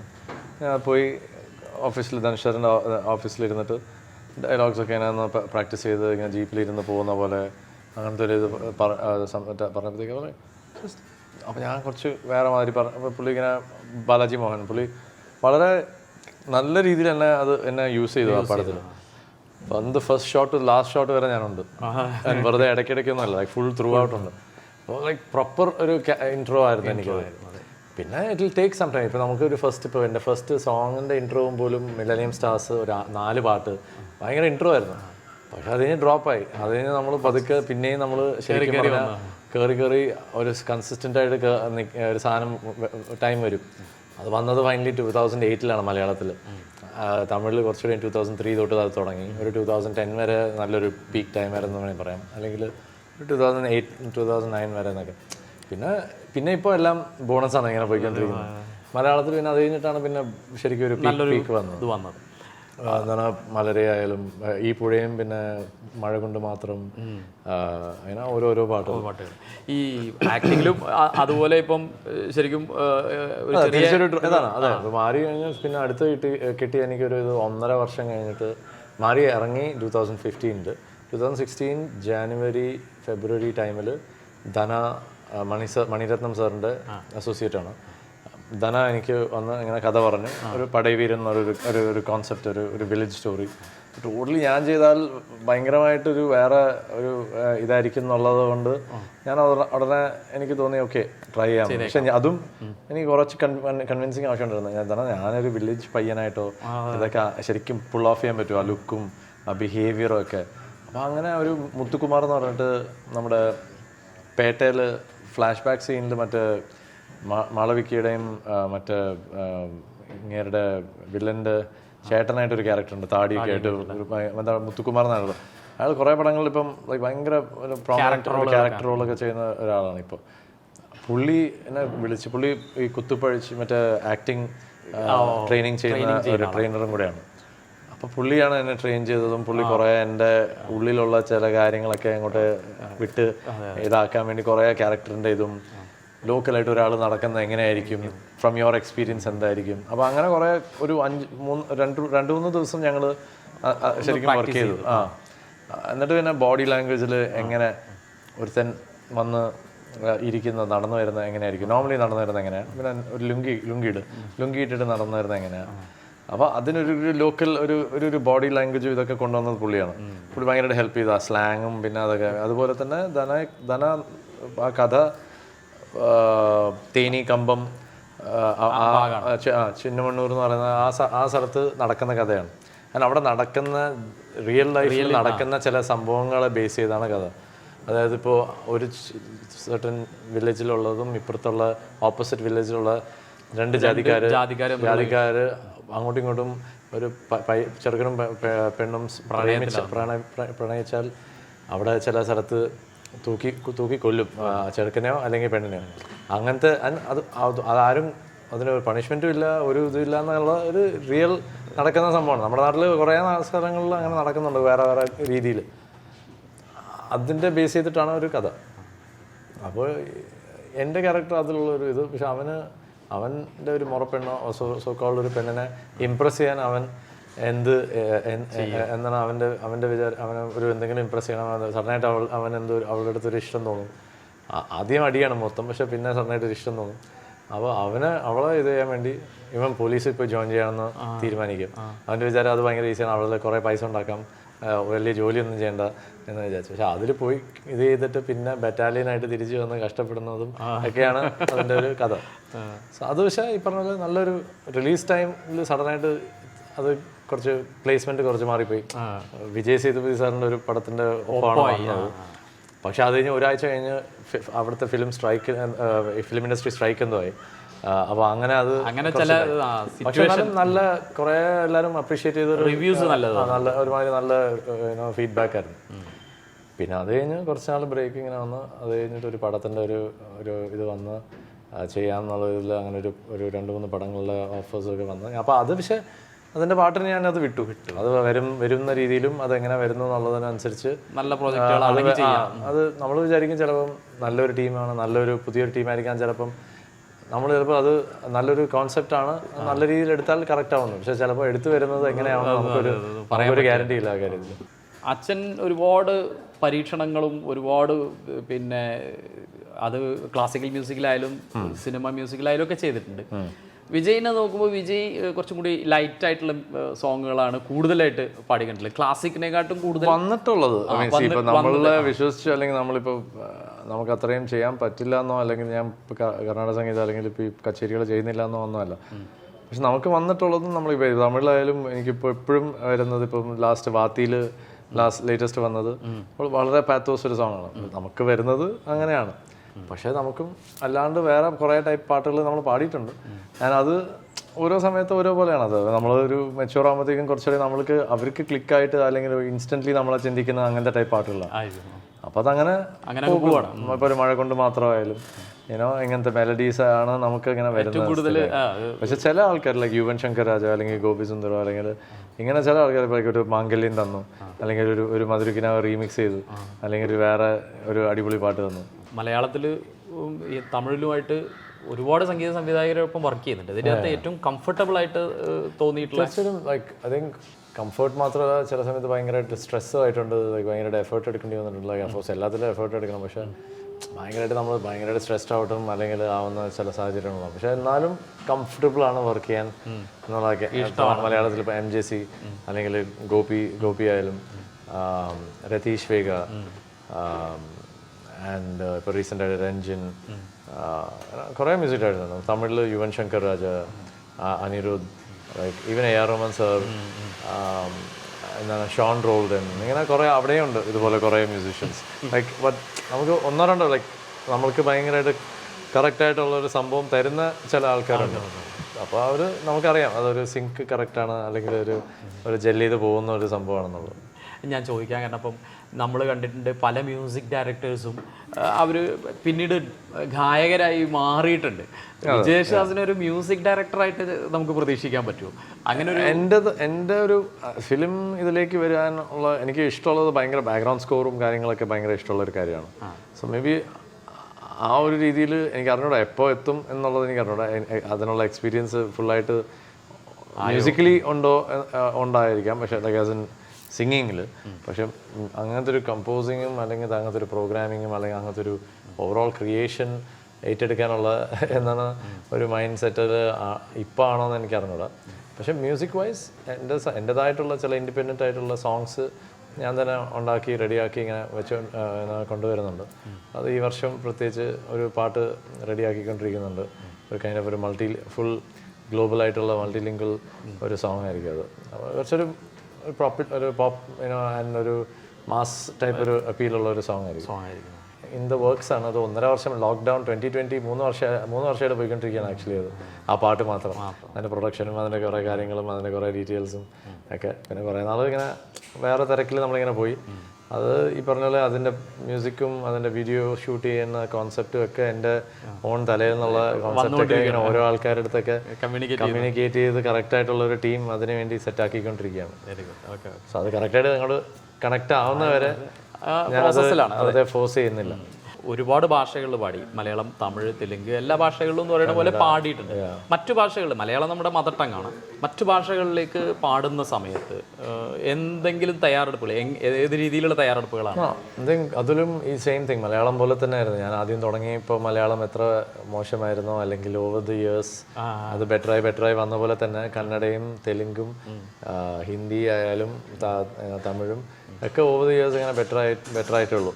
അത് ഇനി ആ ഓരോ ലാംഗ്വേജിലേക്ക് പാട്ടിന് വേണ്ടി പോകുമ്പോഴത്തേക്കും ഞാൻ വളരെ കറക്റ്റായിട്ട് അഡാപ്റ്റ് ചെയ്യും.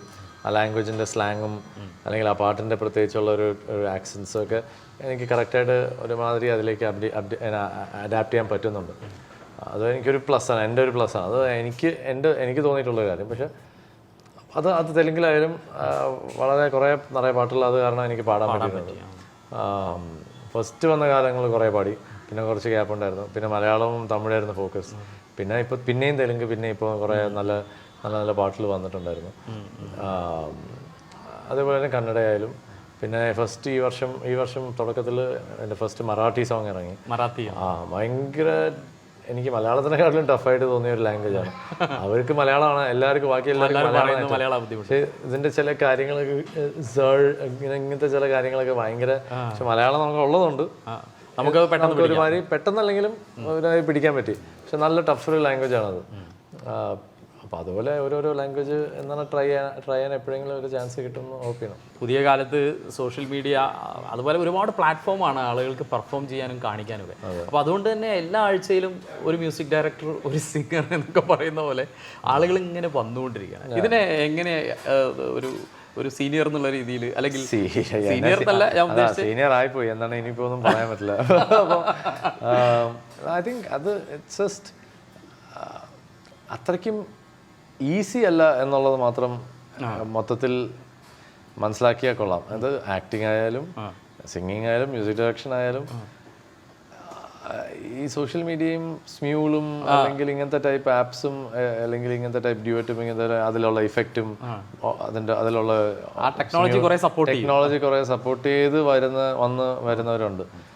അങ്ങനെ വന്ന് പോപ്പുലറായി ഭയങ്കര ഫോളോവേഴ്സും ഉള്ള എന്നെക്കാട്ടിലും ഫോളോവേഴ്സ് എത്രയോ പേരുണ്ട്. എത്രയോ പുതിയ സിംഗേഴ്സിന് മാത്രമല്ല, ഞാൻ പുതിയ സിംഗേഴ്സ് അല്ല, ഇങ്ങനത്തെ വരുന്നവരൊക്കെ എത്രയോ പോലെ.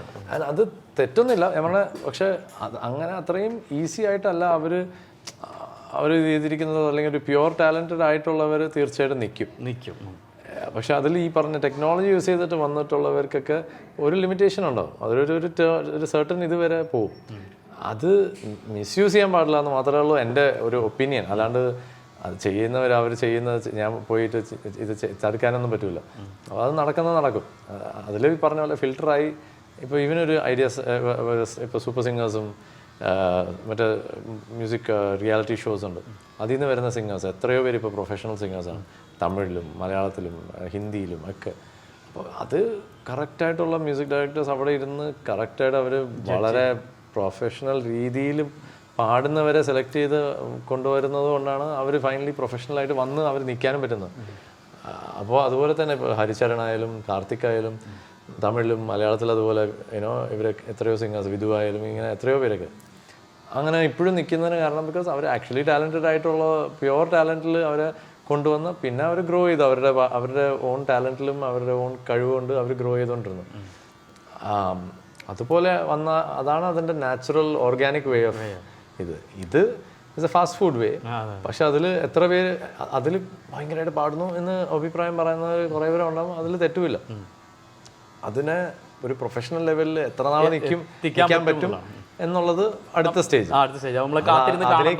അതിലേക്ക് എത്തി അവിടെ നിൽക്കാൻ പറ്റുന്ന ആൾക്കാരാണെങ്കിൽ അവർ നിൽക്കും. നമ്മൾ അതിനെപ്പറ്റി എന്താ പറയാ, ഒരു അഗേൻസ്റ്റ് ഒപ്പീനിയൻ ഒന്നുമില്ല. ആരെൻ്റെ അപ്പനായാലും ഞാൻ ആരുടെ മകനായാലും എനിക്കൊരു കഴിവ് ഉള്ളത് ഒരു ഇൻട്രോ അതിൽ നിന്ന് കിട്ടിയെങ്കിലും പിന്നെ ഞാൻ എൻ്റെ കഴിവ് ഇങ്ങനെ കാണിച്ചുകൊണ്ടിരുന്നില്ലെങ്കിൽ ഈവൻ ഇനിയും 23 ഇയേഴ്സായി, ഇനിയുമുള്ള അടുത്ത 20 ഇയേഴ്സ് ഞാൻ പാടുന്ന എനിക്കൊരു പ്രതീക്ഷയില്ല. ചിലപ്പോൾ എൻ്റെ പീക്കോ അല്ലെങ്കിൽ എൻ്റെ ചിലപ്പോൾ ഡൗൺഫോൾ ആയിരിക്കും, അല്ലെങ്കിൽ ചിലപ്പോൾ കഴിയുമായിരിക്കും. അപ്പോൾ ഞാൻ വേറെ എന്തെങ്കിലും ട്രൈ ചെയ്യുമായിരിക്കും, അല്ലെങ്കിൽ ഞാൻ ചിലപ്പോൾ വേറെ എന്തെങ്കിലും ക്രിയേറ്റ് ചെയ്യുമായിരിക്കും. ദാറ്റ് വിൽ ബിക്കം കുറച്ച് എന്തെങ്കിലും ഒരു എന്നെ അടുത്ത സ്റ്റേജിലേക്ക് കൊണ്ടുപോകുന്ന രീതിയിലേക്ക് മാറിയേക്കാം. അച്ഛൻ ഒരു ലെജൻഡറി മ്യൂസീഷ്യനാണ്, സിംഗറാണ്. ആളുകൾ പല രീതിയിൽ ഈ സോഷ്യൽ മീഡിയയിൽ കൂടെയൊക്കെ നമ്മളെ ആക്രമിക്കും പല രീതിയിൽ. അപ്പോൾ അങ്ങനെ അച്ഛനായിട്ട് താരതമ്യം ചെയ്ത ആരെങ്കിലുമൊക്കെ ഇറിറ്റേറ്റ് ചെയ്യാൻ വേണ്ടി ശ്രമിച്ചിട്ടുണ്ടോ? നമുക്ക് അറിയുന്ന ആൾക്കാർ തന്നെ ഞാനതൊന്നും നോക്കാറുമില്ല, ഞാനതൊന്നും ശ്രദ്ധിക്കാറുമില്ല, വായിക്കാറുമില്ല. ഈ കമൻസും അല്ലെങ്കിൽ ഇങ്ങനെ വരുന്നതൊക്കെ ചില സമയത്ത് ഞാൻ ഇങ്ങനെ ബാസ്കറ്റ് ബോൾ ഫോളോ ചെയ്യുന്ന ഒരാളാണ്. അപ്പോൾ എനിക്ക് ഭയങ്കര എൻ്റെ ഫേവറേറ്റ് ആയിട്ടുള്ള ഒരു പ്ലെയർ എന്ന് പറഞ്ഞാൽ മൈക്കിൾ ജോർഡൻ ആയിരുന്നു. ഭയങ്കര ഫേവറേറ്റ് ആണ്. ഒരു ഐഡിയലൈസ് ചെയ്യുന്ന ഒരു പേഴ്സണാണ് എൻ്റെ ജീവിതത്തിൽ. അതുപോലെ സൂപ്പർ സ്റ്റാർ രജനികാന്ത്. അപ്പോൾ ഇവരായാലും ഇപ്പം പത്മവിഭൂഷൺ മേടിക്കാൻ പോയ ഐ തിങ്ക് നാഷണൽ അവാർഡ് മേടിക്കാൻ പോയ ഡൽഹിയിൽ പോയപ്പോഴത്തേക്കും സ്റ്റെപ്സ് ഇങ്ങനെ ഇറങ്ങി വന്നിട്ടുണ്ടപ്പോൾ ഒരാൾ കൊണ്ടുവന്ന് ഫോൺ ഇങ്ങനെ മുഖത്തോട്ട് ഇങ്ങനെ വെച്ച് സെൽഫി എടുക്കാൻ വേണ്ടി വന്നു. അപ്പം പുള്ളിയുടെ പ്രായം ആലോചിക്കണം, 78 80 ഓൾമോസ്റ്റ് 80 ആയ സമയത്താണെന്ന് തോന്നുന്നു. അപ്പോൾ പുള്ളി വളരെ കെയർഫുള്ളായിട്ട് നോക്കി നടന്ന് ഇറങ്ങി വരികയാണ്. അപ്പോൾ അതിനിടയ്ക്കാണ് ഇയാൾ ഒരു ഫോൺ കൊണ്ടുവരുന്നത്. അപ്പോൾ അത് സഡനായിട്ട് തട്ടി മാറ്റി. അതൊരു ഭയങ്കര ഒരു ഇഷ്യൂ ആയി. പക്ഷെ തട്ടി മാറ്റിയത് അയാളെ ഡിസ്റെസ്പെക്ട് ചെയ്യാനോ വേണ്ടിയല്ല, പുള്ളിയുടെ സ്വന്തം സേഫ്റ്റിക്ക് വേണ്ടി സ്റ്റെപ്സ് ഇറങ്ങി വരുമ്പോഴത്തേക്കും തട്ടി വീഴാണ്ടിരിക്കാൻ വേണ്ടി പുള്ളി അത് സഡനായിട്ടൊരു ഷോക്കിൽ മാറ്റിയതാണ്. അത് എത്രയോ പേര് എന്താണ് വേറെ രീതിയിലാണ് അത് ഇത് ചെയ്യുന്നത്. ആൾക്കാർക്ക് ഇപ്പോൾ അങ്ങനെ ഒരു ചാൻസ് ഉള്ളത് കൊണ്ട് സോഷ്യൽ മീഡിയ കൂടെ ഒരാളെ ചീത്ത പറയാനോ അല്ലെങ്കിൽ ഒരാളെ കുറ്റം പറയാനോ അല്ലെങ്കിൽ ഒരാളെ വിമർശിക്കാൻ ഒരു ഓപ്ഷൻ ഉള്ളതുകൊണ്ട് വെറുതെ കുറേ പേര് അതിനു വേണ്ടി ഇറങ്ങുന്നുണ്ട്. അതിനെപ്പറ്റി പറഞ്ഞിട്ട് കാര്യമില്ല, ചെയ്യേണ്ടവർ ചെയ്യും. ഞാനത് നോക്കാറുമില്ല, ശ്രദ്ധിക്കാറുമില്ല, അതിനെപ്പറ്റി കെയർ ചെയ്യാറില്ല. എനിക്ക് തോന്നുന്നു ഈ പഴയ കാലത്ത് നല്ല കാര്യങ്ങൾ പറയണമെന്ന് മാത്രം ഞാൻ ഇരുന്ന് കേൾക്കാറുമില്ല. പക്ഷെ അതും കേൾക്കാറില്ല. എനിക്കത് പറയുന്നതിന് താങ്ക് യു പറയും അത്രേ ഉള്ളൂ. മറ്റേത് എന്തെങ്കിലും റിയൽ പ്രോപ്പറായിട്ടുള്ള നല്ലൊരു ക്രിറ്റിസിസം ആണെങ്കിൽ ഞാനത് കേൾക്കാനും തയ്യാറാണ്. ഞാൻ പറയണത് എന്താ വെച്ച് കഴിഞ്ഞാൽ ഈ സോഷ്യൽ മീഡിയ എന്ന് പറയുന്നത് പുതിയ കാലത്ത് വന്ന ഇതായതുകൊണ്ടാണ്. പണ്ടും ഇതൊക്കെ ആളുകൾ പറഞ്ഞിട്ടുണ്ടാവും പല ബസ് സ്റ്റോപ്പുകളിലും ഇതിലൊക്കെ, നമ്മുടെ ചെവിയിൽ എത്തുന്നില്ല. അപ്പൊ നമ്മൾ അതിനെപ്പറ്റി ബോധമല്ല, അത്രയേ ഉള്ളൂ. അപ്പൊ ഇതൊരു കാലം മാറി ഇതാണ്. പക്ഷെ അതേ പറഞ്ഞ അന്ന് ഇതുപോലെ വീട്ടിൽ ഇരുന്ന അഭിപ്രായം എന്തൊരു പോറ് പടമായിരുന്നല്ലേ, അല്ലെങ്കിൽ എന്തൊരു പോറ്, അയാൾ എന്താ ഇത്രയും പോറായിട്ട് പാടിയത്, അല്ലെങ്കിൽ അയാൾ എന്തിനാ ഇങ്ങനെ പ്രോഗ്രാമിൽ ഇങ്ങനെ പെർഫോം ചെയ്ത് എന്ന് അവിടെ പറഞ്ഞ ചായക്കടയിലും അല്ലെങ്കിൽ ബസ് സ്റ്റാൻഡിലും ഒക്കെ ഇരുന്ന് പറയുന്നുണ്ടായിരിക്കും. ഇതിപ്പോ നേരിട്ട് പറയാനുള്ള അവസ്ഥ ആയതുകൊണ്ട് എന്തും പറയാന്നുള്ള ഒരു അവസ്ഥയാണ് പോയിക്കൊണ്ടിരിക്കുന്നത്. അല്ല, അഭിപ്രായം പറയാം. അഭിപ്രായം ഒരാൾക്ക് ഒരു പടം ഇഷ്ടപ്പെട്ടില്ലെങ്കിൽ ഇഷ്ടപ്പെട്ടില്ല എന്ന് പറയാം.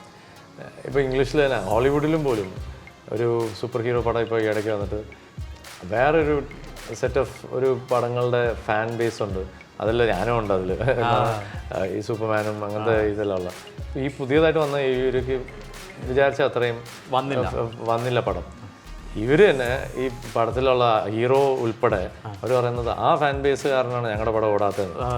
ഹോളിവുഡിലും പോലും അങ്ങനത്തെ ടൈപ്പ് ഒരു ഏനോ ഒരു ഇങ്ങനെ മത്സരമാണ് അല്ലെങ്കിൽ സംസാരമാണ്.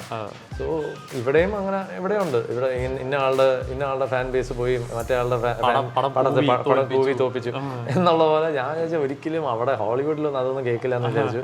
അവിടെ ഇപ്പൊ കേൾക്കുന്നുണ്ട് അങ്ങനത്തെ കാര്യങ്ങൾ.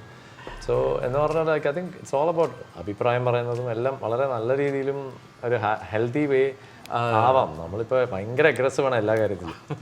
അല്ല, ഞാൻ ഇതിൻ്റെ ഇടയ്ക്ക് എവിടെയോ ഒരു ന്യൂസിൽ വിജയ് പറഞ്ഞു ഞാനിനി മലയാളത്തിൽ പാടുന്നില്ല, എനിക്കിനി മലയാളം. ഇതേ സ്ഥലത്ത് ആ മാഗസീനിന് ഇൻ്റർവ്യൂ കൊടുത്തത് ഞാൻ തന്നെയാണ് പറഞ്ഞത്. ഞാൻ പറഞ്ഞത് എനിക്ക് ഇപ്പോൾ സപ്പോസ് അത് മലയാളത്തിനെ ഡിസ്റെസ്പെക്ട് ചെയ്യാനോ മലയാളം ഇൻഡസ്ട്രീനെ ഡിസ്റെസ്പെക്ട് ചെയ്യാനോ പറഞ്ഞ ഒരു സംഭവമല്ല. ഞാൻ പറഞ്ഞത് ഞാൻ ഇത്രയും വർഷം പഠിച്ചുകൊണ്ടിരിക്കുന്നു, എനിക്ക് ഇനിയും പാടണം എന്നുണ്ട്, ഞാൻ പാടിക്കൊണ്ടിരിക്കുകയും ചെയ്യും. പക്ഷെ എനിക്ക് എന്നെ വാല്യൂ ചെയ്യുന്നില്ല എന്നുള്ള ഫീലിംഗ് ആണെങ്കിൽ ഞാൻ അവിടെ പാടൂല, ഞാനത് നിർത്തും, അല്ലെങ്കിൽ മാറിപ്പോവും. ഞാൻ വേറെ എവിടെയെങ്കിലും എനിക്ക് വാല്യൂ കിട്ടുന്നിടത്ത് എന്നും പറഞ്ഞുകൊണ്ടോ എല്ലാവരും ആരും എന്നെ വാല്യൂ ചെയ്യുന്നില്ല എന്നോ അല്ലെങ്കിൽ മലയാളം ഇൻഡസ്ട്രി മൊത്തം എനിക്ക് വാല്യൂ തരുന്നില്ല എന്നോ ഫാൻസ് എന്താണ് എനിക്ക് വാല്യൂ തരുന്നില്ല എന്നുള്ളതൊന്നും അല്ല ഞാൻ പറഞ്ഞത്. അവിടെ അത് പറഞ്ഞു.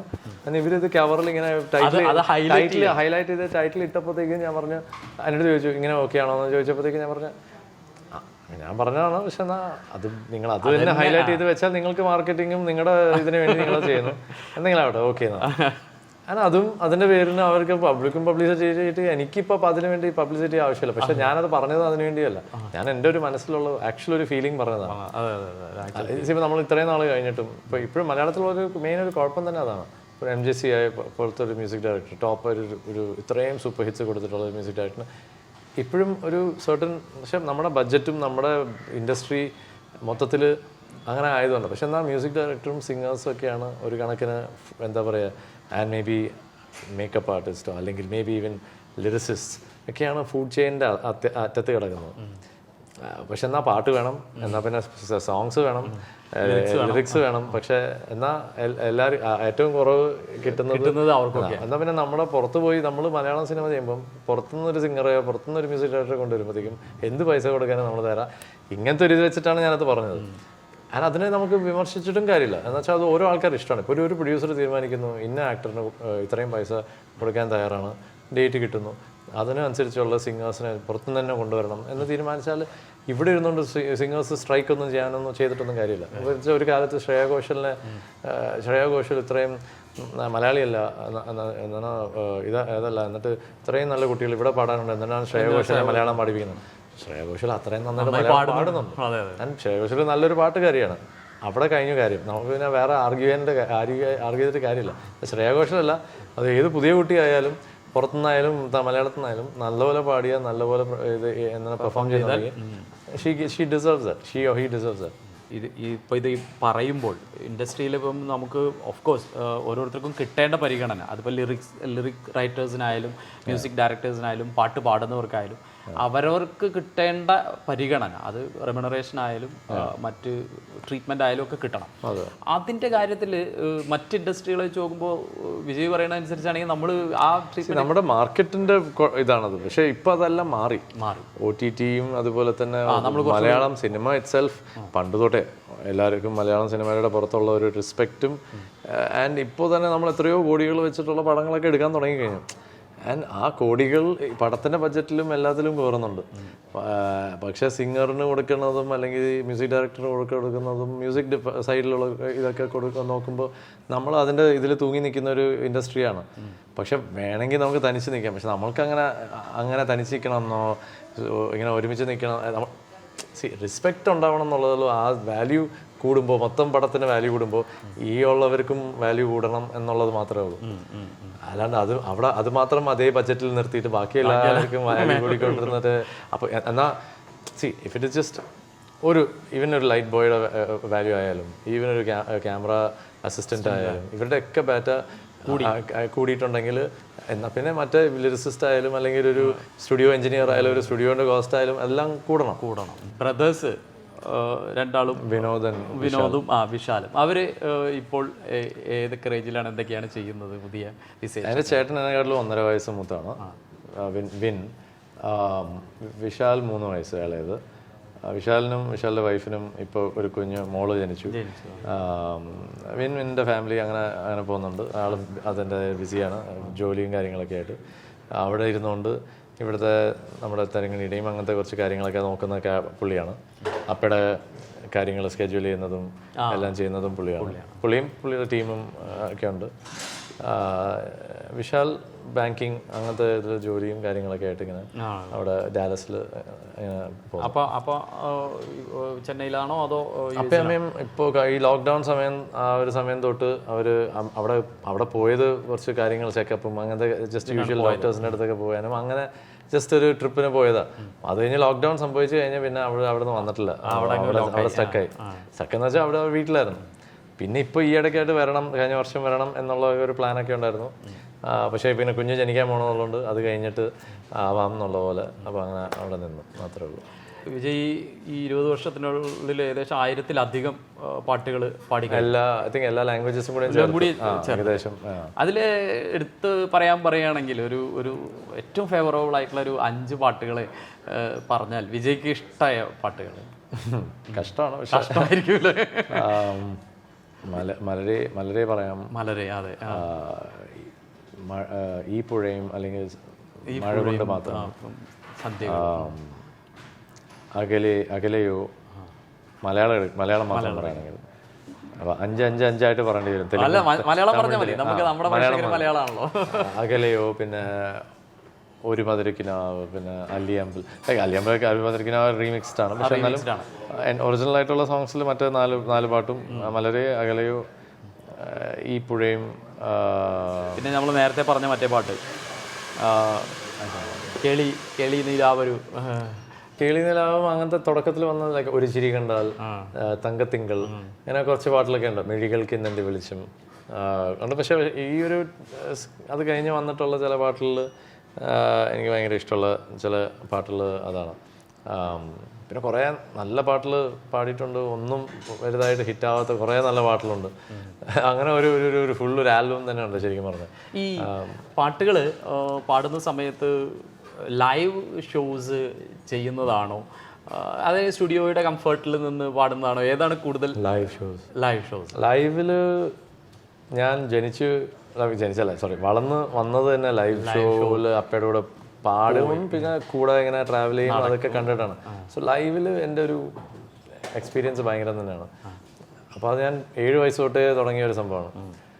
അതിൽ ഇങ്ങനെ വളർന്ന് അപ്പോൾ ലൈവിൽ പാടുമ്പോഴത്തേക്കും കിട്ടുന്ന ഇൻസ്റ്റൻ്റ് ആയിട്ടുള്ള ഒരു ഓഡിയൻസിൻ്റെ റിയാക്ഷനും റെസ്പോൺസും ഒക്കെ ഭയങ്കര ഒരു ഹരമാണത്, ഭയങ്കര ഒരു ഹൈ ആണത്. അപ്പോൾ അത് തീർച്ചയായിട്ടും എനി ഡേ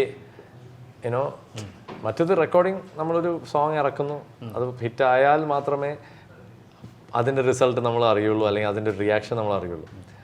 കുറച്ച് പേരെടുത്ത് നിന്നൊക്കെ കുറേ വർഷങ്ങൾ കഴിയുമ്പോൾ ചിലപ്പോൾ ആ പാട്ട് ഭയങ്കര രസമാണ് കേട്ടോ, എനിക്ക് ഭയങ്കര ഇഷ്ടമാണെന്ന് ആരെങ്കിലും ഒരു 2 പേര് പറയുമായിരിക്കും. ചിലപ്പോൾ നമുക്ക് ഭയങ്കര ഇഷ്ടമുള്ള പാട്ടായിരിക്കും പാടിയതില്ല, പക്ഷെ അത് ഹിറ്റായി കാണത്തില്ല.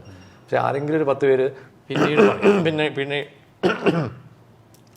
ആരെങ്കിലും ഒരു 10 പേരായിരിക്കും അതിനെപ്പറ്റി മേ ബി ഒരു 10 വർഷം നമ്മുടെ അടുത്തൊക്കെ പറയുന്നത് ആ പാട്ട് ഭയങ്കര എനിക്ക് ഇഷ്ടമുള്ള പാട്ടാണ്, ഞാൻ എപ്പോഴും കേൾക്കും ആ പാട്ട് എന്നൊക്കെ. അപ്പോൾ അതുപോലെ കുറേ പാട്ടുകളുണ്ട്. ലൈക്ക് അനാദി യുഗങ്ങള എന്ന് പറഞ്ഞിട്ട് ലാവൻഡർ എന്ന് പറഞ്ഞ ദീപക് ദേവിൻ്റെ മ്യൂസിക്കിലൊരു പാട്ട്. ഇപ്പോൾ ഞാൻ പല സമയത്തും നമ്മൾ സോഷ്യൽ മീഡിയയിലൊക്കെ വാച്ച് ചെയ്യുന്ന സമയത്ത് ഒരു സിംഗർ രഞ്ജിനി ജോസ് ആണെന്ന് തോന്നുന്നു, അവരുടെ വാളിലെങ്ങാണ്ടോ ഞാനും വിജയും ഇപ്പം ചോദ്യം ഞാനും വിജയും ഇപ്പം ലിവിങ് ടുഗദറാണ് എന്നൊക്കെ പറഞ്ഞിട്ട് ഒരു പോസ്റ്റൊക്കെ കണ്ടിട്ട് ആ രീതിയിൽ ഒരു ആക്ഷേപമൊക്കെ ഉണ്ടായിരുന്നു. ഇതൊക്കെ രഞ്ജു അങ്ങനെ പറഞ്ഞിട്ടൊന്നുമില്ല. രഞ്ജു അങ്ങനെ പറഞ്ഞിട്ടൊന്നുമില്ല. പൊതുവേ എന്താ സംഭവം എന്ന് വെച്ചാൽ രഞ്ജു മാത്രമല്ല, അതുപോലെ എത്രയോ എന്താ പറയാ പരദൂഷണക്കാരെ എഴുതി വിടുന്നതായിരിക്കും, എഴുതി ഉണ്ടാക്കിയിട്ടുള്ള കുറച്ച് കാര്യങ്ങളൊക്കെ ഉണ്ടാവും. ഇപ്പം പേഴ്സണലായിട്ടുള്ള ചില കാര്യങ്ങൾ എൻ്റെ ജീവിതത്തിൽ നടക്കുന്നുണ്ട്. അതിപ്പം കുറച്ച് പേർക്കൊക്കെ അറിയാം, മിക്കവാറും ഉള്ള ആൾക്കാർക്ക് അറിയാം. അതിപ്പോൾ ഇവിടെ അങ്ങനെ വളരെ ഓപ്പണായിട്ട് ഞാനിപ്പം പറയാനിരിക്കുന്നില്ല. എന്നുവെച്ചാൽ നമ്മുടെ കുടുംബത്തിലും അല്ലെങ്കിൽ നമ്മുടെ സൈഡിലുള്ളവർക്കൊക്കെ അത് ചിലപ്പോൾ ഡയറക്റ്റായിട്ട് ഞാൻ പറഞ്ഞാൽ അത് വെറുതെ അവരെ ഹേർട്ട് ചെയ്യേണ്ട ആവശ്യമില്ല. പക്ഷേ ഇപ്പം ഇങ്ങനത്തെ കാര്യങ്ങൾ വരുമ്പോഴത്തേക്കും ഞാൻ അതിൻ്റെ സൈഡിലേക്കേ ഞാൻ പോകാറില്ല. ഞാൻ അറിയാറും പോലില്ല. ബിക്കോസ് ഞാൻ ഫേസ്ബുക്കിൽ ഇതൊന്നും നോക്കാറില്ല. ഇൻസ്റ്റാഗ്രാമിലുണ്ട്. ഇൻസ്റ്റാഗ്രാമിൽ ഞാൻ എൻ്റെ ഫാൻസ് ആരെങ്കിലുമൊക്കെ മെസ്സേജ് ചെയ്താൽ റിപ്ലൈ ചെയ്യും. ഞാൻ തന്നെയാണ് ഹാൻഡിൽ ചെയ്യുന്നത്. പോസ്റ്റ് ചെയ്യും, മാക്സിമം പറ്റുന്ന സമയത്തൊക്കെ പോസ്റ്റ് ചെയ്യും. വളരെ വീക്കാണ് ഞാൻ ആ കാര്യത്തിൽ. പക്ഷേ ഇങ്ങനത്തെ ഇതൊക്കെ വരുമ്പോഴത്തേക്കും ആരെങ്കിലും ഈ പറഞ്ഞ അറിയുന്ന 2-3 പേര് എവിടെയെങ്കിലുമൊക്കെ കോൺടാക്ട്, ഇവരൊക്കെയാണ് ഈ അയച്ചു തരുന്നത് വാട്സാപ്പിൽ. അപ്പോഴാണ് ഇവൻ അപ്പനെ കുറിച്ചോ അല്ലെങ്കിൽ എന്തെങ്കിലുമൊക്കെ ഇവരൊക്കെ പറയുമ്പോഴാണ് അല്ലെങ്കിൽ അയച്ചു തരുമ്പോഴാണ് ഇതൊക്കെ നമ്മളറിയുന്നത്. ഈ കാര്യം എന്താ വെച്ചാൽ ഞങ്ങളൊരു സിംഗേഴ്സിൻ്റെ സമം എന്ന് പറഞ്ഞ അസോസിയേഷൻ ഉണ്ട്. അപ്പം അതിൻ്റെ ഒരു മീറ്റിംഗ്, ജനറൽ ബോഡി മീറ്റിങ്ങിനോ board meeting, general body meeting ഞങ്ങൾ ട്രിവാൻഡ്രത്തേക്ക് അപ്പോൾ ഞാൻ ഞാൻ ഒരു വണ്ടി റെൻറ്റ് ചെയ്ത്, അപ്പോൾ ഞാനും രഞ്ജനിയും ഐ തിങ്ക് ഒരാളും കൂടെ ഉണ്ട്, പിന്നെ ജോസ്നയും, ഞങ്ങൾ 4 പേരെന്നാണ് അങ്ങോട്ട് പോകുന്നത്. അപ്പോൾ അങ്ങോട്ട് പോയി ആ മീറ്റിംഗ് കഴിഞ്ഞു. ഞാനും രഞ്ജനിയും ജോസ്നയും, അപ്പോൾ ജോസ്ന ഒരു ദിവസം എന്തോ എക്സ്ട്രാ അവിടെ തിരിച്ച് നിൽക്കുകയാണ്, പിന്നെ വന്നോളാം എന്ന് പറഞ്ഞ് നിന്നു. ഞങ്ങൾ തിരിച്ച് പോയിക്കൊണ്ടിരുന്നപ്പോഴത്തേക്കും ഞങ്ങൾ കൊല്ലത്ത് എവിടെ എത്തിയപ്പോൾ ഭക്ഷണം കഴിക്കാൻ നിന്നു. അപ്പോൾ അവിടുത്തെ ആൾ ഫോട്ടോ ഒക്കെ എടുത്ത് ഇങ്ങനെ പോസ്റ്റ് ചെയ്തു. എന്നിട്ട് ഞങ്ങൾ തിരിച്ചു വന്നു. അതോടെ കഴിഞ്ഞു. ഇത് ബർത്ത്ഡേ രഞ്ജുവിൻ്റെ ബർത്ത്ഡേ വന്നപ്പോഴത്തേക്കും ഞാൻ ഇങ്ങനെ തോളത്ത് കൈയിട്ട് നിൽക്കുന്ന ഒരു ഫോട്ടോവും പിന്നെ ഈ ഒരു റെസ്റ്റോറൻറ്റിൽ കഴിച്ചത് ഫോട്ടോവും കൂടെ എന്താണ് ഇവർ തമ്മിലുള്ള ഇതെന്നും പറഞ്ഞത് വന്നു. അപ്പോൾ അത് കുറച്ച് കഴിഞ്ഞപ്പോഴത്തേക്കും വേറെ മാതിരി എന്നൊക്കെ ഈ പറഞ്ഞ പോസ്റ്റ് ഒന്നും ഞാൻ കേട്ടിട്ടും പോലും. ഇപ്പൊ പറഞ്ഞ ഞങ്ങൾ ഒരു ലിവിംഗ് ടുഗദർ കണ്ടിട്ടൊന്നുമില്ല, ആരോ പറഞ്ഞു, ഞാനിത് ആദ്യമായിട്ടാണ് ഇതിനെ കേൾക്കുന്നത്. പക്ഷെ ഞങ്ങൾക്കറിയാം ഞങ്ങൾ എന്താണെന്ന്, ഞങ്ങൾ ഫ്രണ്ട്സാണ്. അവരുടെ രഞ്ജനിയുടെ അച്ഛനമ്മ, എൻ്റെ അച്ഛനമ്മ അവിടെ ഇരുന്നിട്ട് അതിനെപ്പറ്റി അറിയുന്നും പോലും ഇല്ല. സോ ആരും ഇതിനെപ്പറ്റി നീ എന്താണ് ഇങ്ങനെ കാണിക്കുന്നത് അങ്ങനെ കാണിക്കുന്നത് ആരും ചോദിക്കുന്നുമില്ല. ഈ പറയുന്ന ആൾക്കാർ അവരുടെ ന്യൂസിനും അവരുടെ പബ്ലിസിറ്റിക്കും അവർ ചെയ്യുന്ന കാര്യങ്ങളാണ്. അപ്പോൾ ഞാൻ അതിന് റിയാക്ട് ചെയ്യാനും പോകാറില്ല.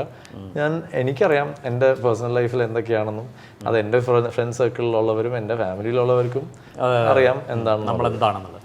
നമ്മളെന്ന് എന്താണെന്നുള്ളതും പോലും വിട്. ഞങ്ങൾ എന്താ നടക്കുന്നതെന്നോ അല്ലെങ്കിൽ ഞാൻ ആരുടെ കൂടെയാണെന്നോ അല്ലെങ്കിൽ ആരുടെ കൂടെ അല്ലാന്നോ എല്ലാം എൻ്റെ ഫാമിലിയിലുള്ളവർക്കൊക്കെ അറിയാം. അപ്പോൾ അത് മാത്രം ഞാൻ നോക്കിയാൽ മതി. അതെ, പബ്ലിക്കിനെ ബോധ്യപ്പെടുത്തേണ്ട പബ്ലിക്കിനെ പറ്റിയല്ല. കാരണം ഇതിപ്പോൾ പബ്ലിക്കും പോലും അല്ല.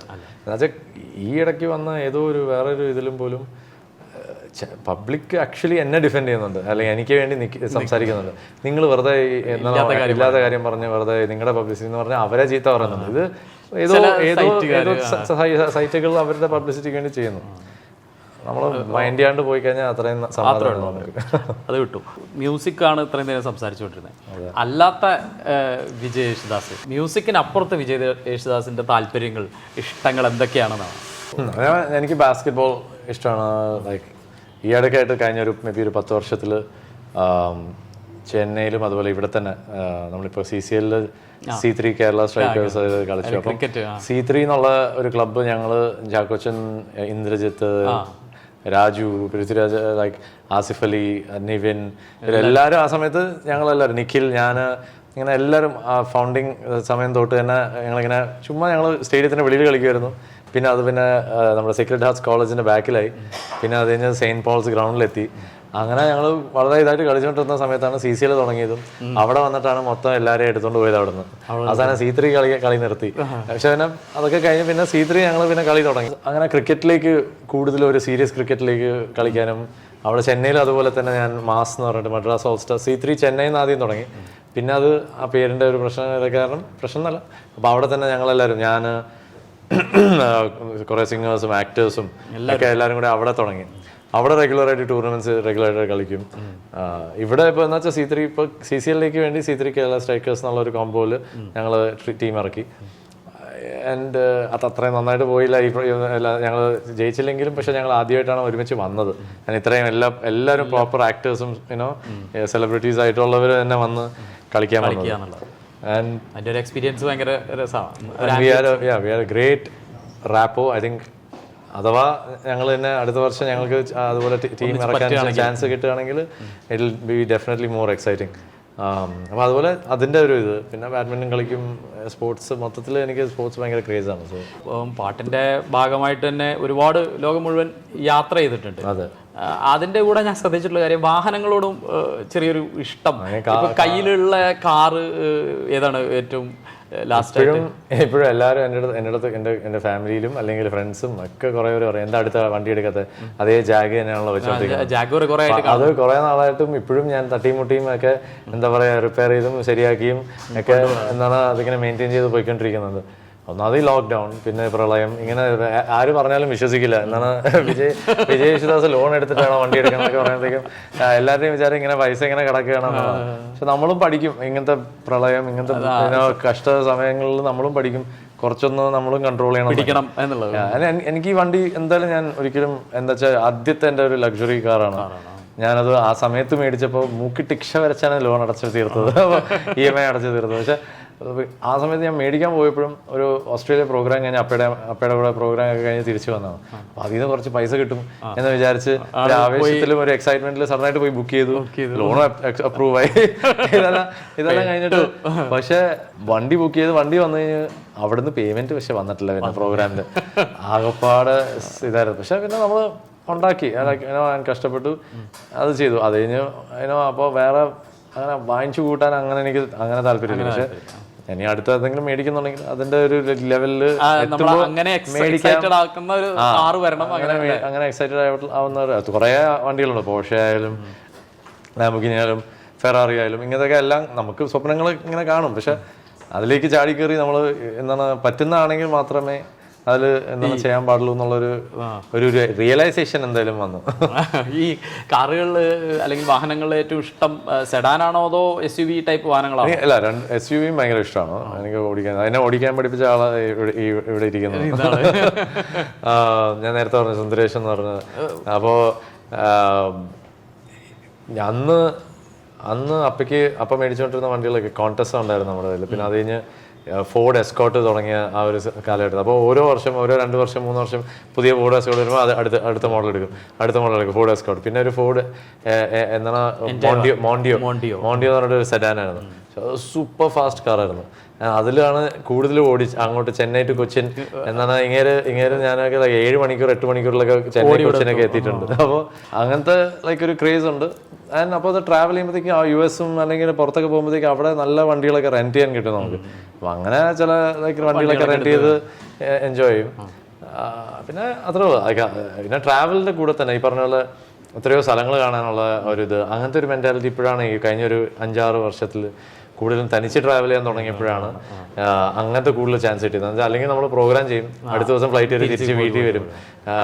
പക്ഷെ ഇപ്പോൾ എന്ന് വെച്ചാൽ അങ്ങനത്തെ ചില സ്ഥലങ്ങളിൽ നമ്മൾ പോകും, പ്രോഗ്രാം ചെയ്യും, എന്നിട്ട് നമുക്ക് ചിലപ്പോൾ ഒരു 3 ദിവസം എക്സ്ട്രാ ഇരിക്കുമ്പോഴാണ് ഈവൻ ഷിക്കാഗോ ആയാലും എൻ്റെ one of my favourite cities Chicago ആണ്.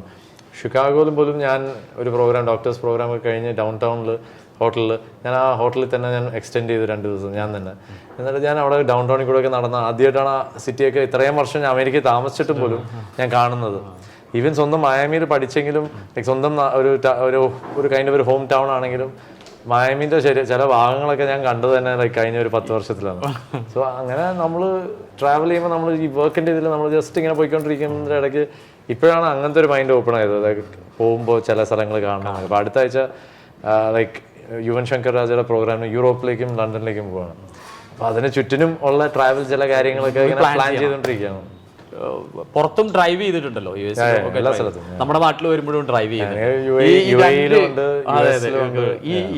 ഈ മറ്റ് കൺട്രീസിൽ ഡ്രൈവ് ചെയ്തതിന്റെ ഒരു എക്സ്പീരിയൻസും നമ്മുടെ നാട്ടിലെ ഒരു ഡ്രൈവിംഗ് അതുകൊണ്ടാണ് കൂടുതൽ സങ്കടം. നമ്മുടെ നാട്ടിൽ എന്താണ് ആ ഒരു ഈ പറഞ്ഞ എന്താ പറയാ ഡ്രൈവിംഗ് മാത്രമല്ല, ഐ തിങ്ക് ഓവറോൾ ഒരു എത്തിക്സ് ഓഫ് എന്താ പറയുക ഒരു മാനേഴ്സ് ഓഫ് ഡ്രൈവിങ് മൊത്തത്തിൽ UAE-ലായാലും പുറത്ത് നമ്മുടെ ആൾക്കാർ പുറത്ത് പോകുമ്പോൾ അവർ കാണിക്കുന്നുണ്ട്. പക്ഷെ ഇവിടെ അതില്ല. ആൻഡ് ഇവിടെ കാണിച്ചാൽ ചിലപ്പോൾ മിക്കവാറും നമുക്കായിരിക്കും തട്ട് കിട്ടാൻ പോകണം.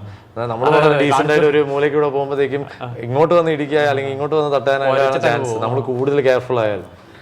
പക്ഷെ എന്നാലും ഒരു സർട്ടൻ ഓവറോൾ സിസ്റ്റമിൻ്റെ ഒരു കറപ്ഷനും സിസ്റ്റമിൻ്റെ ഒരു കുഴപ്പം കൊണ്ടുള്ളതാണ് അതങ്ങനെ ഇരിക്കുന്നത്. ഇപ്പോൾ ട്രാഫിക് സിസ്റ്റം ആയാലും ഇപ്പോൾ തന്നെ ഇവിടെ എത്രയോ നമ്മുടെ കൊച്ചി സിറ്റിയിൽ തന്നെ എത്രയോ ഫ്ലൈ ഓവേഴ്സും ഇതൊക്കെ വരുന്നുണ്ട്. ഇപ്പോഴാണ് ആ എടപ്പള്ളിയിലും ഇതൊക്കെ ഒരു ഫ്ലൈ ഓവർ ഇങ്ങനെ കിടക്കുന്നതുകൊണ്ട് മൊത്തം അവിടെ ട്രാഫിക് ഇപ്പോഴും മാറിയിട്ടില്ല. പക്ഷെ ഇപ്പോഴാണ് അവിടെ വേറൊരു പ്ലാൻ വരുന്നത്, വേറൊരു ഹൈവേയുടെ ഒരു കോൺസെപ്റ്റ് വരുന്നതും.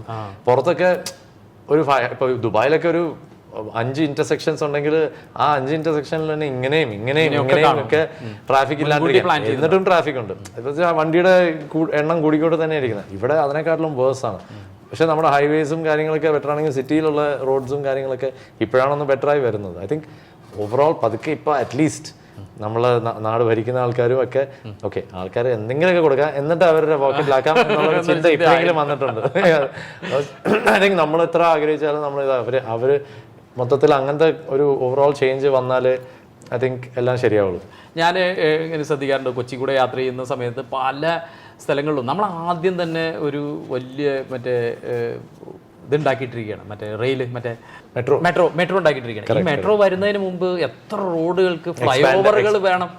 ആ ഫ്ലൈ ഓവറുകൾ ചെയ്തിട്ട് അതിന്റെ മേലെ കൂടി വേണം ഈ മെട്രോ പോകാൻ. ഇതിപ്പം ആ മെട്രോ പോകുന്നിടത്തൊന്നും ഇനി ഫ്ലൈ ഓവർ ഉണ്ടാക്കാൻ അതാ അങ്ങനെയാണ് ഞാനും വിചാരിച്ചത്. പക്ഷെ നോട്ട് ബാഡ്. നമ്മള് ഇത്രയും മെട്രോ ഉണ്ടാക്കി കഴിഞ്ഞു. ഇപ്പൊ നമ്മൾ വേറെ ഏതൊക്കെയോ സൈഡിൽ തൃപ്പൂണിത്തുറ ആ സൈഡിലേക്കൊക്കെ എക്സ്പാൻഡ് ചെയ്യുന്നുണ്ടെങ്കിലും ആവശ്യത്തിന് അത് വെച്ചുകൊണ്ട് തന്നെ നല്ല റോഡൊക്കെ എക്സ്പാൻഡ് ചെയ്ത് കൊണ്ടുവരുന്നുണ്ട്. നമ്മൾ എല്ലാത്തിനും കുറ്റം പറഞ്ഞിട്ട് കാര്യമില്ല. പക്ഷെ കുറേ സ്ഥലങ്ങൾ നമ്മൾ നന്നായിട്ട് ഇമ്പ്രൂവ് ചെയ്യുന്നുണ്ട്. പക്ഷെ ഇമ്പ്രൂവ് ചെയ്യേണ്ട കാര്യങ്ങളായിരുന്നു ഇതൊക്കെ. ഈ പറഞ്ഞ മെട്രോവും ഈ പറഞ്ഞ കാറുകൾ ഭയങ്കര ഫാൻസി കാറുകളൊക്കെ വരുന്ന സമയത്ത് പിന്നെ ഐ തിങ്ക് ട്രാഫിക് സിസ്റ്റമിലും കുറേ പിഴകളുണ്ട്. അതൊക്കെ അത് കുറേയൊക്കെ നമ്മൾ ബെറ്റർ ആക്കിക്കൊണ്ടിരിക്കണം. അതെല്ലാം പെർഫെക്റ്റ് ആവില്ല. ഇപ്പോൾ ചില ആൾക്കാർ പറയും, അമേരിക്കയിലുള്ള ആൾക്കാർ പറയും, അമേരിക്കയിലെ ചില റോഡ്സിൻ്റെ ഗട്ടറുകളും അല്ലെങ്കിൽ എന്താണ് മറ്റേ ഇതൊക്കെ ഡ്രെയിനേജും ഇങ്ങനത്തെ കാര്യങ്ങളൊക്കെ കാരണം വണ്ടിയുടെ സസ്പെൻഷനൊക്കെ പോകുന്നു. ഞാൻ ഈയിടയ്ക്കാണ് അമേരിക്കയിൽ അങ്ങനെ കംപ്ലൈൻറ്റ് കേൾക്കുന്നത്. ഉണ്ട്, ഞാൻ അവിടെ ജീവിച്ചിട്ടുള്ളതുകൊണ്ട് അവിടെ ഉണ്ട്. പക്ഷേ അവിടെ ന്യൂയോർക്ക് സിറ്റി പോലത്തെ ഒരു ഭയങ്കര ബിസി സിറ്റി, LA പോലത്തെ ഒരു ഭയങ്കര ബിസി ആയിട്ടുള്ള ഒരു ഡൗൺ ടൗൺ സിറ്റി ഒക്കെ ട്രാഫിക് അനങ്ങാൻ പറ്റില്ല. 3-4 മണിക്കൂറൊക്കെയാണ് ആൾക്കാർ ട്രാഫിക്കിൽ കിടക്കുന്നത്. നമ്മുടെ ഇവിടെ അറ്റ്ലീസ്റ്റ് ഫ്രൈഡേയോ സാറ്റർഡേ ആയിരിക്കും കൊച്ചി ഭയങ്കരമായിട്ട് അങ്ങനെ തിരക്കാവുന്നത്. പക്ഷെ എന്നാലും തിരക്കുണ്ടാവും, ട്രാഫിക് ഉണ്ടാവും ഈവനിങ് ടൈംസ് ഒക്കെ. അത് എല്ലാ സ്ഥലത്തും അങ്ങനെയാണ്. ബെറ്റർ ആയിക്കൊണ്ടിരിക്കും. നമ്മളിങ്ങനെ എല്ലാത്തിനും നമ്മൾ കംപ്ലൈന്റ് പറയാനേ നമുക്ക് സമയം ഉണ്ടാവുള്ളൂ. അല്ലെങ്കിൽ എന്തൊക്കെയാണ് വിശേഷം? പുതിയ സിനിമ കാണൽ പരിപാടികളൊക്കെ എങ്ങനെയാ? സിനിമ ഈ എസ്പെഷ്യലി ഇപ്പം ഈ ലോക്ക്ഡൌൺ കാലത്താണല്ലോ നമുക്ക് OTT എന്ന് പറയുന്ന പ്ലാറ്റ്ഫോം. എനിക്ക് ഞാൻ ഭയങ്കര ഒരു സിനിമാ ഭ്രാന്തനായതുകൊണ്ട് എനിക്ക് കൂടുതലും ഞാൻ കുറച്ച് ഓൾഡ് സ്കൂളാണ് ആ കാര്യത്തിൽ. എനിക്ക് ബ്ലൂറേ പ്ലെയറും അല്ലെങ്കിൽ ഒരു പ്രൊജക്ടറും അല്ലെങ്കിൽ എൻ്റെ TV-യുടെ ക്വാളിറ്റി 4K ആയാലും അല്ലെങ്കിൽ വോട്ടെവർ ബ്ലൂറേ കളക്ഷൻ തന്നെ എനിക്ക് കുറേ ഉണ്ടായിരുന്നു. ഇപ്പോൾ എല്ലാം ഓൺലൈനാണ്, എല്ലാം നെറ്റ്ഫ്ലിക്സും ഇതൊക്കെ ആണെങ്കിലും എന്നാലും ഒരു ചില ആക്ഷൻ പടങ്ങൾ നല്ല സൗണ്ടുള്ള അല്ലെങ്കിൽ നല്ല അങ്ങനെ ഇഫക്റ്റിൽ കാണേണ്ട പടങ്ങളൊക്കെ എനിക്ക് സിനിമ തിയേറ്ററിൽ IMAX-ലും ഒക്കെ പോയി കണ്ടാലേ എനിക്ക് സമാധാനമാകുള്ളൂ. സോ ആ പടങ്ങളൊക്കെ അഥവാ OTT-യിലേക്ക് വന്നു പോയി കഴിഞ്ഞാൽ സിനിമ തിയേറ്ററിൽ ഇല്ലെങ്കിൽ ഞാൻ പിന്നെ വെയിറ്റ് ചെയ്യും. അത് നല്ല ക്വാളിറ്റിയിൽ എവിടെയെങ്കിലും ഒരു ഹോം തിയേറ്റർ ആരെങ്കിലും ഒരു ഹോം തിയേറ്ററിൽ കാണാൻ. ഞാൻ കുറേ അങ്ങനെ ഐ തിങ്ക് ഒരു 30-40 പടങ്ങൾ ലിസ്റ്റിൽ കാണാണ്ട് 10 വർഷം ഓൾമോസ്റ്റ് 10 വർഷം വരെ ഉള്ള പടങ്ങളും പോലും ചിലത് കാണാണ്ട് വെച്ചിട്ടുണ്ട്. ഇങ്ങനെ കാണണം എന്നൊരു എന്റെ സ്വന്തമായിട്ടൊരു ഹോം തിയേറ്റർ ഇതുവരെ ഉണ്ടാക്കാൻ പറ്റിയിട്ടില്ല. സോ അത് ഉണ്ടാക്കുന്നവരെ അങ്ങനത്തെ ചില പടങ്ങൾ ഇങ്ങനെ വെച്ചിട്ടുണ്ട്. ഗായകനും മ്യൂസിക് ഡയറക്ടറും ആദ്യം തന്നെ പാട്ട് പാടാനുള്ള സ്റ്റുഡിയോകളുണ്ടാക്കും. അതുകൊണ്ട് അതും ഇതിന്റെ കൂടെ നടക്കുമായിരിക്കും ഹോപ്പ്ഫുള്ളി. Home theatre /studio. ഈ അതുപോലെ ചോദിക്കേണ്ട ഒരു കാര്യമാണ്, ഈ സിനിമകൾ കാണുമ്പോൾ സിനിമകളാണോ കൂടുതൽ ഇഷ്ടം, സീരീസുകളാണോ കാണാറുള്ളത്? രണ്ടും. സീരീസിൽ പക്ഷെ എന്താ വെച്ചാൽ നമ്മൾ സമയം ഭയങ്കരമായിട്ട് പോകും, നമ്മൾ ഹുക്ഡ് ഓൺ ആയി പോകും. പിന്നെ അതിലിങ്ങനെ നമ്മൾ ഉറക്കവും പോകും. നമ്മൾ രാത്രി 12 മണി 2 മണി 3 മണി 4 മണി വരെ ഇരുന്ന് കണ്ടുപോകും. പിന്നെ ആ ദിവസം പിന്നെ പോകും. അതുകൊണ്ട് മാക്സിമം ചില സീരീസൊക്കെ ഇപ്പോൾ മാനിഫെസ്റ്റും അല്ലെങ്കിൽ ചില വേറെ വളരെ ഇൻട്രസ്റ്റിംഗ് ആയിട്ടുള്ള ചില സീരീസൊക്കെ കണ്ട് തീർത്തിട്ടുണ്ട്. ഒറ്റയടിക്ക് ഞാൻ ഒരു 2-3 ദിവസത്തിൽ കണ്ട് തീർക്കും. പിന്നെ നമ്മൾ അതിലേക്ക് ഇങ്ങനെ വെച്ചുകൊണ്ടിരുന്നു കഴിഞ്ഞാൽ സമയം പോയിക്കൊണ്ടിരിക്കും. അപ്പോൾ അതുകൊണ്ട് അങ്ങനെ കണ്ടു തീർക്കും. പിന്നെ അങ്ങനെ ഇരുന്ന് കാണാൻ TV കാണാനോ അല്ലെങ്കിൽ അങ്ങനെ ഇരുന്ന് കാണാൻ തന്നെ സമയം കിട്ടാറില്ല. വീട്ടിൽ പോയി പിള്ളേരുടെ കൂടെ ഇങ്ങനെ ഇരിക്കുമ്പോൾ ഏതെങ്കിലും കുറച്ച് ദിവസങ്ങൾ അങ്ങനെ ചില പടങ്ങളൊക്കെ കണ്ടു തീർക്കും. എനിവേ കുറച്ച് സമയം നമ്മുടെ ഷോയിൽ ഇങ്ങനെ വരികയും സംസാരിക്കുകയൊക്കെ ചെയ്തതിൽ വലിയ സന്തോഷമുണ്ട്. നിങ്ങളെ മുന്നേ പരിചയമുള്ളതുകൊണ്ടും ഐ തിങ്ക് കുറച്ച് കാഷ്വലായിട്ട് ഇങ്ങനെ സംസാരിച്ച് പോകാൻ പറ്റി. Anyway thank you. നമുക്ക് വീണ്ടും കാണാം മറ്റു വിശേഷങ്ങളുമായിട്ട്. നമുക്ക് ഫോട്ടോയിലേക്ക്